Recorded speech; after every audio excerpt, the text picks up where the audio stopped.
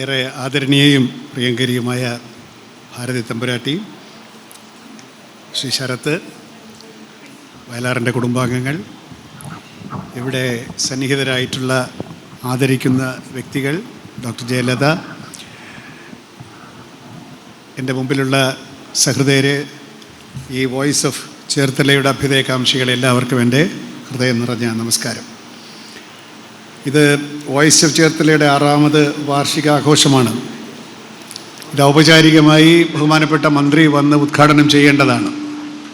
അദ്ദേഹം വരുന്നെങ്കിൽ ഇനിയും വന്ന് ഉദ്ഘാടനം ചെയ്തോട്ടെ. ഇനി എന്തെങ്കിലും കാരണവശാൽ വന്നില്ലെങ്കിൽ അത് ഉദ്ഘാടനം ചെയ്തതായി നിങ്ങൾ അറിയിക്കുകയാണ്. അദ്ദേഹം വരികയാണെങ്കിൽ എൻ്റെ ഉദ്ഘാടനം റദ്ദ് നമ്മളത് വെറുതെ നമുക്ക് തങ്ങളിൽ ചെയ്തേ ഉള്ളൂ. മന്ത്രി വരികയാണെങ്കിൽ വീണ്ടും ഉദ്ഘാടനം ചെയ്യിക്കുന്നതിൽ എനിക്കൊരു വിരോധവുമില്ല, സാങ്കേതികമായ പ്രശ്നങ്ങളുമില്ല. പിന്നെ കുറച്ച് കാലത്തിന് മുമ്പാണ്, കുറേ ദിവസങ്ങൾക്ക് മുമ്പാണ് ഇങ്ങനൊരു പരിപാടിയെപ്പറ്റി ചിന്തിച്ചത്. പിന്നീടത് നീട്ടിവെച്ചപ്പോൾ ഇന്നൊരു ദിവസം കിട്ടി. വളരെ പ്രധാനപ്പെട്ട ഒരു ചടങ്ങായി ഇത് പരിണമിച്ചിരിക്കുകയാണ്. പ്രത്യേകിച്ച് എന്നെ സംബന്ധിച്ച് ഇതൊരു അപൂർവമായിട്ടുള്ള ഒരു പരിപാടിയാണ്. അത് വോയിസ് ഓഫ് ചേർത്തല എനിക്കതിനുള്ളൊരവസരം തന്നു എന്നാണ് അങ്ങനെയാണ് ഞാനതിനെ കാണുന്നത്. വയലാർ രാമവർമ്മ നമ്മളെ വിട്ടുപോയിട്ട് ഈ ഒക്ടോബർ 27-ാം തീയതി 50 വർഷം പൂർത്തിയാവും. 46 വയസ്സ് വരെ ജീവിക്കുകയും 50 വർഷം നമ്മളോടില്ലാതിരിക്കുകയും ചെയ്ത ഒരു വലിയ സാന്നിധ്യം. ഈ വിയോഗത്തിൻ്റെ 50 വർഷങ്ങൾ എങ്ങനെയാണ് നമ്മൾ അടയാളപ്പെടുത്തേണ്ടത് എന്ന് പലതും ആലോചിക്കുന്നുണ്ട്. എനിക്ക് തോന്നി, ഞാനൊരു വയലാറിനോടൊപ്പം നടക്കുന്ന ഒരാളെന്നുള്ള നിലയ്ക്ക്, ശരത്ത് എപ്പോഴും അത് പറയും, ഞാനും ശരത്തിനോടൊപ്പമുണ്ട്. ഞാൻ മകനല്ലെങ്കിൽ പോലും പുത്രതുല്യമായിട്ടുള്ള അനുഗ്രഹം എനിക്ക് അദ്ദേഹം തന്നിട്ടുണ്ട് എന്ന് ഞാൻ വിചാരിക്കുകയാണ്. അങ്ങനെ അനുധാവനം ചെയ്യുന്ന ഒരാളെന്നുള്ള നിലയ്ക്ക് ഞാൻ സ്വയം ഒരു തീരുമാനമെടുത്തു. അദ്ദേഹത്തിൻ്റെ ദേഹവിയോഗമുണ്ടായ 50-ാമത്തെ വർഷം വയലാറിൻ്റെ കവിതകളെയും ഗാനങ്ങളെയും ഒക്കെ അനുസ്മരിച്ചുകൊണ്ട് 50 പ്രഭാഷണങ്ങൾ ചെയ്യും. ഒരു വർഷത്തിനുള്ളിലാണ് കേട്ടോ, ഒരാഴ്ച കൊണ്ടൊന്നുമല്ല, ഒരു വർഷത്തിനുള്ളിൽ 50 പ്രഭാഷണങ്ങൾ ചെയ്യണം. ഇതാരും എന്നോട് പറഞ്ഞതല്ല, ഞാൻ എന്നോട് തന്നെ പറയുകയാണ്. 50 പ്രഭാഷണങ്ങൾ ചെയ്യണം. നാടുനീള പ്രഭാഷണം നടത്തുകയാണല്ലോ, എന്നാൽ പിന്നെ ഈ ഒരു വിഷയത്തിലൂന്നി 50 പ്രഭാഷണം നടത്തണം. അത് ഈ കവിയോടുള്ള എൻ്റെ ഒരു കടബാധ്യത തീർക്കുകയല്ല, കടബാധ്യതയുണ്ട് എന്ന് അംഗീകരിക്കുന്ന ഒരു പ്രക്രിയയായി ഞാൻ കാണുകയാണ്. എന്നെ സംബന്ധിച്ചിടത്തോളം വയലാർ രാമവർമ്മ എന്ന് പറയുന്ന ഗാനരചയിതാവും എൻ്റെ അച്ഛൻ്റെ സുഹൃത്തും ഞങ്ങളുടെ ജീവിതത്തിൽ നിന്ന് ഒരിക്കലും മാഞ്ഞു പോകാത്ത ഒരു സാന്നിധ്യമാണ്. അത് എന്തുകൊണ്ടാണ് പ്രത്യേക തരത്തിൽ അടയാളപ്പെട്ടിരിക്കുന്നത് എന്നെനിക്ക് അറിഞ്ഞുകൂടാ. പക്ഷേ വേറൊരാളിനും അവകാശപ്പെടാൻ സാധിക്കാത്ത ഒരു കുളിർമയുടെ, ഒരു ഉൾപ്പുളകത്തിൻ്റേതായിട്ടുള്ള, ഒരു ഹൃദ്യതയുടേതായിട്ടുള്ള ഒരു ഇടത്തിലാണ് ഞങ്ങളുടെ എല്ലാം ജീവിതത്തിൽ വയലാർ രാമവർമ്മ ജീവിക്കുന്നത്.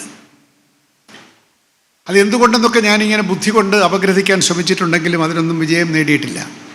അങ്ങനെ ഏതായാലും 50 പ്രഭാഷണങ്ങൾ ഇന്ന് ആരംഭിക്കുകയാണ്. അത് രാഘവപ്പറമ്പിൽ വെച്ച് തന്നെ അത് ആരംഭിക്കാൻ സാധിച്ചു. അതിനെനിക്ക് വോയിസ് ഓഫ് ചേർത്തല അവസരം തന്നു എന്നുള്ളത് കൊണ്ടാണ് ഞാൻ അവരോട് കടപ്പെട്ടിരിക്കുന്നു എന്ന് പറഞ്ഞതിനർത്ഥം. എവിടെ വെച്ച് നമ്മുടെങ്കിൽ ആരംഭിക്കാം, പക്ഷേ ഇന്നാണ് ആദ്യത്തെ പ്രഭാഷണം. അത് ഒരു വലിയ അനുഗ്രഹമായിട്ട് ഞാൻ കാണുകയാണ്. അദ്ദേഹത്തിൻ്റെ ഓർമ്മകൾക്ക് മുമ്പിൽ ഞാൻ നമ്രശിരസ്കനായി എൻ്റെ ഹൃദയാഞ്ജലി അർപ്പിച്ചുകൊണ്ട് മാത്രമേ എനിക്കിവിടെ നിൽക്കാൻ സാധിക്കുകയുള്ളൂ. ഞങ്ങൾ ഇന്നിങ്ങോട്ട് വന്നപ്പോൾ ഞാൻ എൻ്റെ ഗൂഗിൾ മാപ്പ് എന്നെ എവിടെയൊക്കെ കൊണ്ടെത്തിച്ചിട്ട് അവസാനം ഗൂഗിൾ ഓഫ് ചെയ്തിട്ട് നാട്ടുകാരോട് ചോദിച്ചു, വയലാറിൻ്റെ വീട്ടിൽ പോകേണ്ട വഴി ഏതാണെന്ന്. ഗൂഗിളിൽ എങ്ങും എത്തിക്കുന്ന മട്ട് കണ്ടില്ല. ചെറിയ ഇടവഴി കൂടെയൊക്കെയാണ് വരുന്നത്, സാധാരണ വരുന്ന വഴിയല്ല.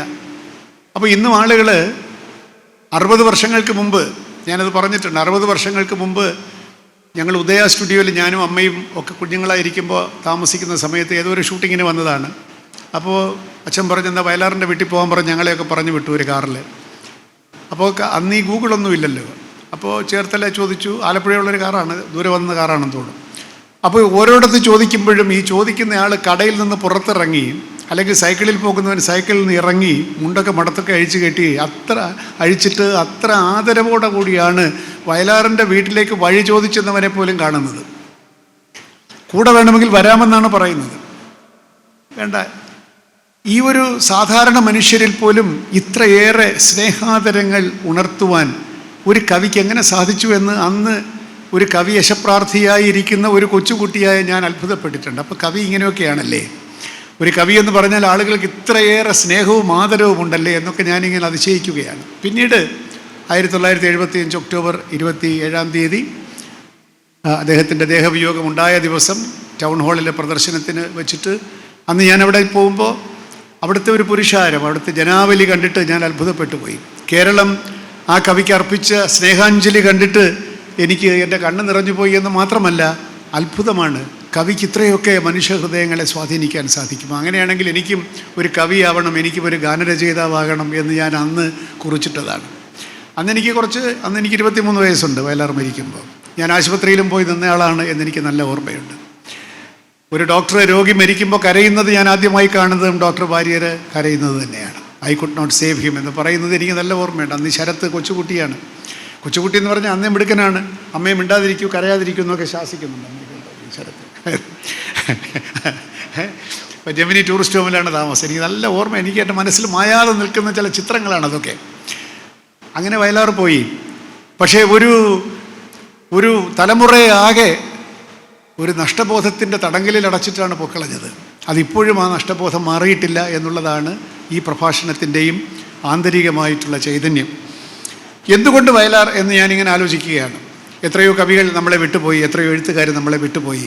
ഓരോരുത്തർ പോകുമ്പോഴും നമുക്ക് നഷ്ടബോധമുണ്ടെങ്കിലും കഴിഞ്ഞ 50 വർഷമായി നഷ്ടബോധം വർദ്ധിച്ചുകൊണ്ട് മാത്രം വരുന്ന ഒരു പ്രതിഭാസമായി വയലാർ രാമവർമ്മ മാത്രം മാറുന്നത് എന്തുകൊണ്ടാണ് എന്ന ചിന്ത പലപ്പോഴും ഉണ്ടായിട്ടുണ്ടെന്ന് പറഞ്ഞാൽ വിസ്മയത്തോടു കൂടി എന്താണ് ഈ മാജിക്കിൻ്റെ കാരണം എന്ന് ഞാനിങ്ങനെ ഓർത്തു പോവുകയാണ്. അങ്ങനെ ഇപ്പോൾ ഒരു പ്രഭാഷണത്തിന് തയ്യാറാകുമ്പോൾ, അങ്ങനെയാണ് ഞാൻ ഇത്തിരി വരാൻ വൈകിയത്. പ്രഭാഷണത്തിന് തയ്യാറായത് കൊണ്ടാണ്, സാധാരണ തയ്യാറാകലില്ല. ഇന്നിപ്പോൾ ഇത്തിരി തയ്യാറായതിൻ്റെ ഒരു കുഴപ്പമാണ്, കുറച്ച് കുറിച്ച് വെച്ചു. 10 കാരണങ്ങൾ കൊണ്ട് വയലാർ അനന്യനാണ് എന്നെനിക്ക് തോന്നുകയാണ്. എന്ന് വെച്ചാൽ മറ്റ് കവികളോട് താരതമ്യം ചെയ്യുമ്പോൾ ഈ 10 കാരണങ്ങൾ കൊണ്ട് മറ്റുള്ളവരെക്കാളും വ്യത്യസ്തനായി വയലാർ രാമവർമ്മ നമ്മുടെ ജീവിതത്തിൽ കൂടിയിരിക്കുന്നു. എന്തൊക്കെയാണ് 10 കാരണങ്ങൾ? ഞാൻ ഈ ക്ലാസ്സിൽ കുട്ടികൾ അധ്യാപകർ പറഞ്ഞ പോലെ 10 പോയിൻറ്റ്സ് കുറിച്ചെടുക്കാൻ പറയുകയല്ല. എങ്കിലും ഞാൻ എണ്ണി വന്നപ്പോൾ 10 കാരണങ്ങൾ കൊണ്ട് വയലാർ അനന്യനാണ്. അദ്ദേഹത്തിനോട് താരതമ്യം ചെയ്യാൻ മറ്റൊരു കവിയും മറ്റൊരു എഴുത്തുകാരനും നമ്മുടെ ഇടയിലില്ല. അത് ചരിത്രവും കൂടി അദ്ദേഹത്തിന് ഒരുക്കിക്കൊടുത്ത ഒരു കളമുണ്ട്. ചരിത്രത്തിൻ്റേതായിട്ടുള്ള ഒരു ഒരുക്ക്, ഒരു സജ്ജീകരണം വയലാറിൻ്റെ പിറവിക്ക് പിന്നിലുണ്ട്. വയലാറിൻ്റെ മരണത്തിൻ്റെ ദിവസത്തിനുമുണ്ട് ചരിത്രം ഒരുക്കിക്കൊടുത്ത ഒരു രംഗം. ആ വയലാർ രക്തസാക്ഷി ദിനത്തിൽ തന്നെ അദ്ദേഹം മരിക്കുന്നു എന്നുള്ളത്, മരണം നമുക്ക് സങ്കടകരമാണെങ്കിൽ പോലും തിരിഞ്ഞു നോക്കുമ്പോൾ എന്തൊരു അത്ഭുതകരമായിരിക്കുന്നു. ചരിത്രം കൊണ്ടുവന്ന് ഒരു ചരിത്ര പ്രദേശത്ത് ജനിപ്പിച്ച് ഇവിടുത്തെ ചരിത്രത്തിൻ്റെ ഭാഗമായി മാറി ഇവിടുത്തെ രക്തം പുരണ്ട മണൽത്തരികൾ വാരിയെടുത്തിട്ട് അങ്ങനെ കവിയായി മാറിയ, സാധാരണ ജീവിതങ്ങളുടെ ഹൃദയത്തുടിപ്പുകൾ അറിഞ്ഞ് കവിയായി മാറിയ, കോവിലകത്ത് നിന്ന് രക്തം പുരണ്ട മണ്ണിലേക്ക് ഇറങ്ങി നടന്ന ഒരു സാധാരണ മനുഷ്യനായി തീർന്ന ഒരു കവി. പല കാരണങ്ങൾ കൊണ്ട് അദ്ദേഹം അനന്യനായി, അദ്ദേഹത്തിന് സമനായി, അദ്ദേഹത്തിനോട് താരതമ്യം ചെയ്യാനായി ഒരാളെ നമുക്ക് കിട്ടിയില്ല. അങ്ങനെ ഒരാളെ ചരിത്രം നമുക്ക് സമ്മാനിച്ചില്ല എന്ന് പറയുന്നതായിരിക്കും ശരി. 10 കാരണങ്ങൾ. ഞാൻ ഈ ക്ലാസ്സിൽ അധ്യാപകരെ പോലെ നോട്ട്ബുക്ക് പോലെ നോട്ട് എഴുതാൻ വേണ്ടി പറയുകയല്ല. 10 കാരണങ്ങൾ. 1, വയലാർ അനന്യനാകുന്നത് അദ്ദേഹത്തിൻ്റെ വ്യക്തിത്വം കൊണ്ട് തന്നെയാണ്. അങ്ങനെ ഒരു വ്യക്തിത്വം വളരെ അപൂർവമായിട്ടേ നമ്മൾ കാണുന്നുള്ളൂ. വയലാറിനെ പരിചയമുള്ളവർക്കറിയാം, ഒരിക്കൽ പരിചയപ്പെട്ടാൽ ഒരിക്കലും മറക്കാത്ത ഒരു വ്യക്തിത്വം. അദ്ദേഹവും മറക്കുന്നില്ല, നമ്മളും മറക്കുന്നില്ല. കാണുന്നവരോടൊക്കെ അഗാധമായിട്ടുള്ള ഒരു സ്നേഹത്താൽ ബന്ധിതമാകുന്ന ഒരു വ്യക്തിത്വം. അത് ഈ ആലപ്പുഴ വരുന്നവരൊക്കെ, ഉദയ സ്റ്റുഡിയോയിൽ വരുന്നവരൊക്കെ ഇവിടെ വയലാറിൻ്റെ വീട്ടിൽ വരും. വയലാറിൻ്റെ വീട് എന്ന് പറയുന്നത് എല്ലാവരുടെയും വീട് പോലെ ആയി തീർത്ത ഒരു വ്യക്തിത്വം. അങ്ങനെ അവൻ ആർക്ക് സാധിക്കും? ഞാൻ കല്യാണം കഴിച്ചപ്പോൾ എൻ്റെ ഭാര്യയോട് പറഞ്ഞു, വയലാറിൻ്റെ വീട്ടിലൊക്കെ എപ്പോഴും ആളുകൾ വരികയും ചെയ്യും, അവിടെ എത്ര പേര് ഉണ്ണാനുണ്ടെന്നുള്ളതും പറയാൻ പറ്റില്ല. അപ്പോൾ എൻ്റെ ഭാര്യ പറഞ്ഞു, അത് ഇവിടെ പറ്റില്ല, എത്ര പേര് ഉണ്ണാനുണ്ടെന്ന് രാവിലെ പറയണം, അല്ലാതെ വരുന്നവർക്കെല്ലാം ഇങ്ങനെ വെച്ച് വിളമ്പാൻ സാധിക്കില്ല. അപ്പോൾ ഞാൻ വിചാരിച്ചു, അപ്പോൾ വയലാറിനെ സാധിക്കും. ഇത് ഒരു വ്യക്തിത്വമാണിത്. വയലാർ ആളുകൾ വന്ന് കയറുന്നു, അമ്മയോട് പറയുന്നു, അമ്മയെ ചോറുണ്ടാക്കുമെന്ന് പറയുന്നു, അമ്മ ചോറുണ്ടാക്കുന്നു. അപ്പോൾ അങ്ങനെ ഒരു ഓപ്പൺ ഹൗസ്. അതാണ് ഈ ജനങ്ങളുമായി ഒരു അകൽച്ചയില്ലാത്ത ജീവിതം. ആ വ്യക്തിത്വത്തിൻ്റെ മാസ്മരികത മറ്റൊരാൾക്കും അവകാശപ്പെടാനില്ല. 10 പോയിന്റുകളാണ് കേട്ടോ. 2, സമൂഹത്തിൻ്റെ ഹൃദയമിടിപ്പ് ഇത്രത്തോളം ഹൃദയത്തിലേറ്റിയ ഒരു കവി. അതാണ് ഞാൻ പറഞ്ഞത്, ചരിത്രം അദ്ദേഹത്തിന് ഒരു കളം ഒരുക്കി കൊടുത്തു. ഇവിടെ അദ്ദേഹം ജീവിച്ചു, ഇവിടുത്തെ വിപ്ലവ പ്രസ്ഥാനങ്ങളുമായി അദ്ദേഹം അഭേദ്യമായി ബന്ധപ്പെട്ടു, ജനങ്ങൾ മരിച്ചു വീഴുന്നത് അദ്ദേഹം കണ്ടു. ഈ പുന്നപ്ര വയലാർ സമരത്തിൻ്റെയൊക്കെ തീച്ചൂള എന്താണ് എന്ന് അനുഭവത്തിലൂടെ വിപ്ലവകാരിയായി അല്ലെങ്കിൽ കമ്മ്യൂണിസ്റ്റായി മാറിയ ആളാണ്. അദ്ദേഹത്തിന് അങ്ങനെ ആവാതിരിക്കാൻ സാധിക്കുകയില്ല. അപ്പോൾ അങ്ങനെ ചരിത്രമാണ് അദ്ദേഹത്തെ സജ്ജമാക്കിയത്. ആ ചരിത്രം അദ്ദേഹത്തിന് നടത്തിയ സജ്ജീകരണങ്ങൾ മുഴുവൻ ഗാനങ്ങളിലുണ്ടോ എന്ന് ചോദിച്ചാൽ അല്ല. അദ്ദേഹം കവിയായതിനു ശേഷമാണ്, ഒരു പൂർണ്ണമായ കവിയായതിനു ശേഷമാണ് അദ്ദേഹം ഗാനരചനയിലേക്ക് കടക്കുന്നത്. 1961 മറ്റോ ഭാര്യ വരുമ്പോഴാണ്, ഭാര്യയോട് കൂടിയാണല്ലോ അതിൻ്റെ ഒരു വലിയ വഴിത്തിരിവുണ്ടാകുന്നത്. അപ്പോഴത്തേക്കും വയലാർ തന്നെ മിക്കവാറും എല്ലാ പുസ്തകങ്ങളും ഇറക്കിക്കഴിഞ്ഞു. പിന്നെ സർഗസംഗീതം മാത്രം 62 മറ്റോ ഇറക്കി. അപ്പോൾ അങ്ങനെ സർഗസംഗീതം വരെയുള്ള ഏതാണ്ട് 8 കാവ്യ പുസ്തകങ്ങളുടെ പിൻബലത്തിലാണ്, അങ്ങനെ കവിയായി അംഗീകരിക്കപ്പെട്ടതിന് ശേഷമാണ്, മലയാളത്തിൽ ഏറ്റവും മുന്തിയ ഒരു കവിയായി അംഗീകരിക്കപ്പെട്ടതിന് ശേഷമാണ് ഗാനരചനയിലേക്ക് കിടക്കുന്നത്. ഈ കവി എന്തുതരം കവിയാണ്?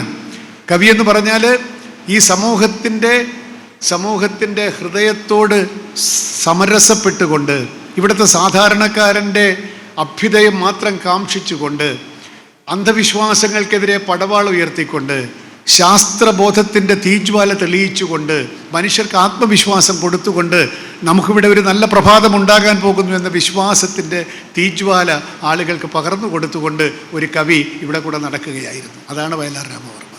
അദ്ദേഹം എന്തെല്ലാം അനാചാരങ്ങൾക്കെതിരെ ശബ്ദിച്ചു. അദ്ദേഹം നിരീശ്വരവാദിയാണോ ഈശ്വരവിശ്വാസിയാണോ എന്നുള്ള തർക്കത്തിനൊന്നും അർത്ഥമില്ല. അദ്ദേഹം എന്നും മതത്തിൻ്റെ പേരിൽ നടക്കുന്ന അന്ധവിശ്വാസങ്ങളെ അതിനിശിതമായി വിമർശിച്ചതായിരുന്നു വയലാറിൻ്റെ കവിത.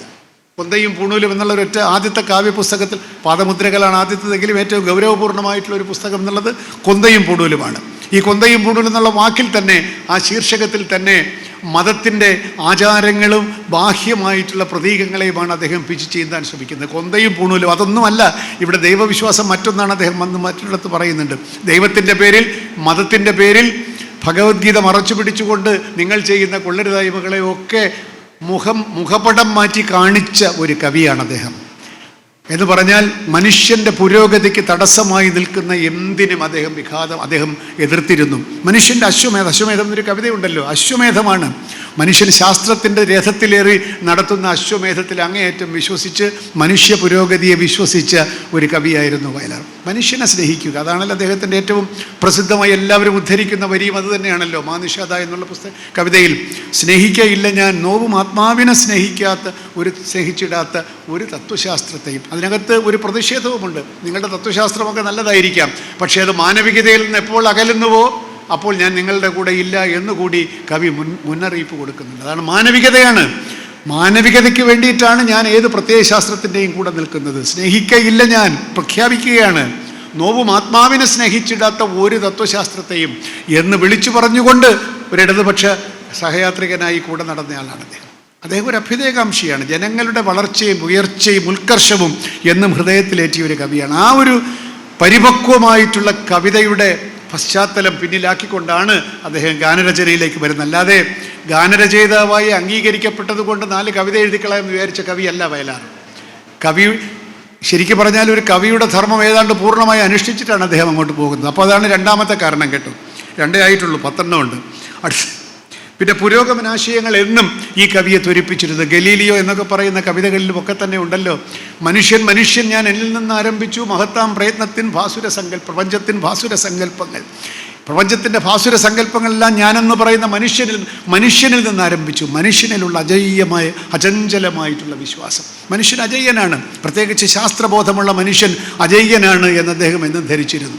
അവൻ്റെ അജയ്യതയെ തകർക്കുമാറ്, അതിന് വിലങ്ങിടുമാറ് ഇവിടെ പൗരോഹിത്യവും അന്ധവിശ്വാസങ്ങളും കൊണ്ട് മനുഷ്യനെ തടങ്കലിലിട്ടിരിക്കുന്നതിനെതിരെയുള്ള പ്രതിഷേധമായി അദ്ദേഹത്തിൻ്റെ കവിത പടരുകയായിരുന്നു. മൂന്നാമത് അപ്പോൾ ഈ പുരോഗമനാശയങ്ങളോടുള്ള അദ്ദേഹത്തിൻ്റെ പ്രതിബദ്ധത, കവി എന്നുള്ള നിലയ്ക്കുള്ള അദ്ദേഹത്തിൻ്റെ നേട്ടങ്ങൾ, പരിപക്വമായിട്ടുള്ള ഭാവനയും ആശയങ്ങളും.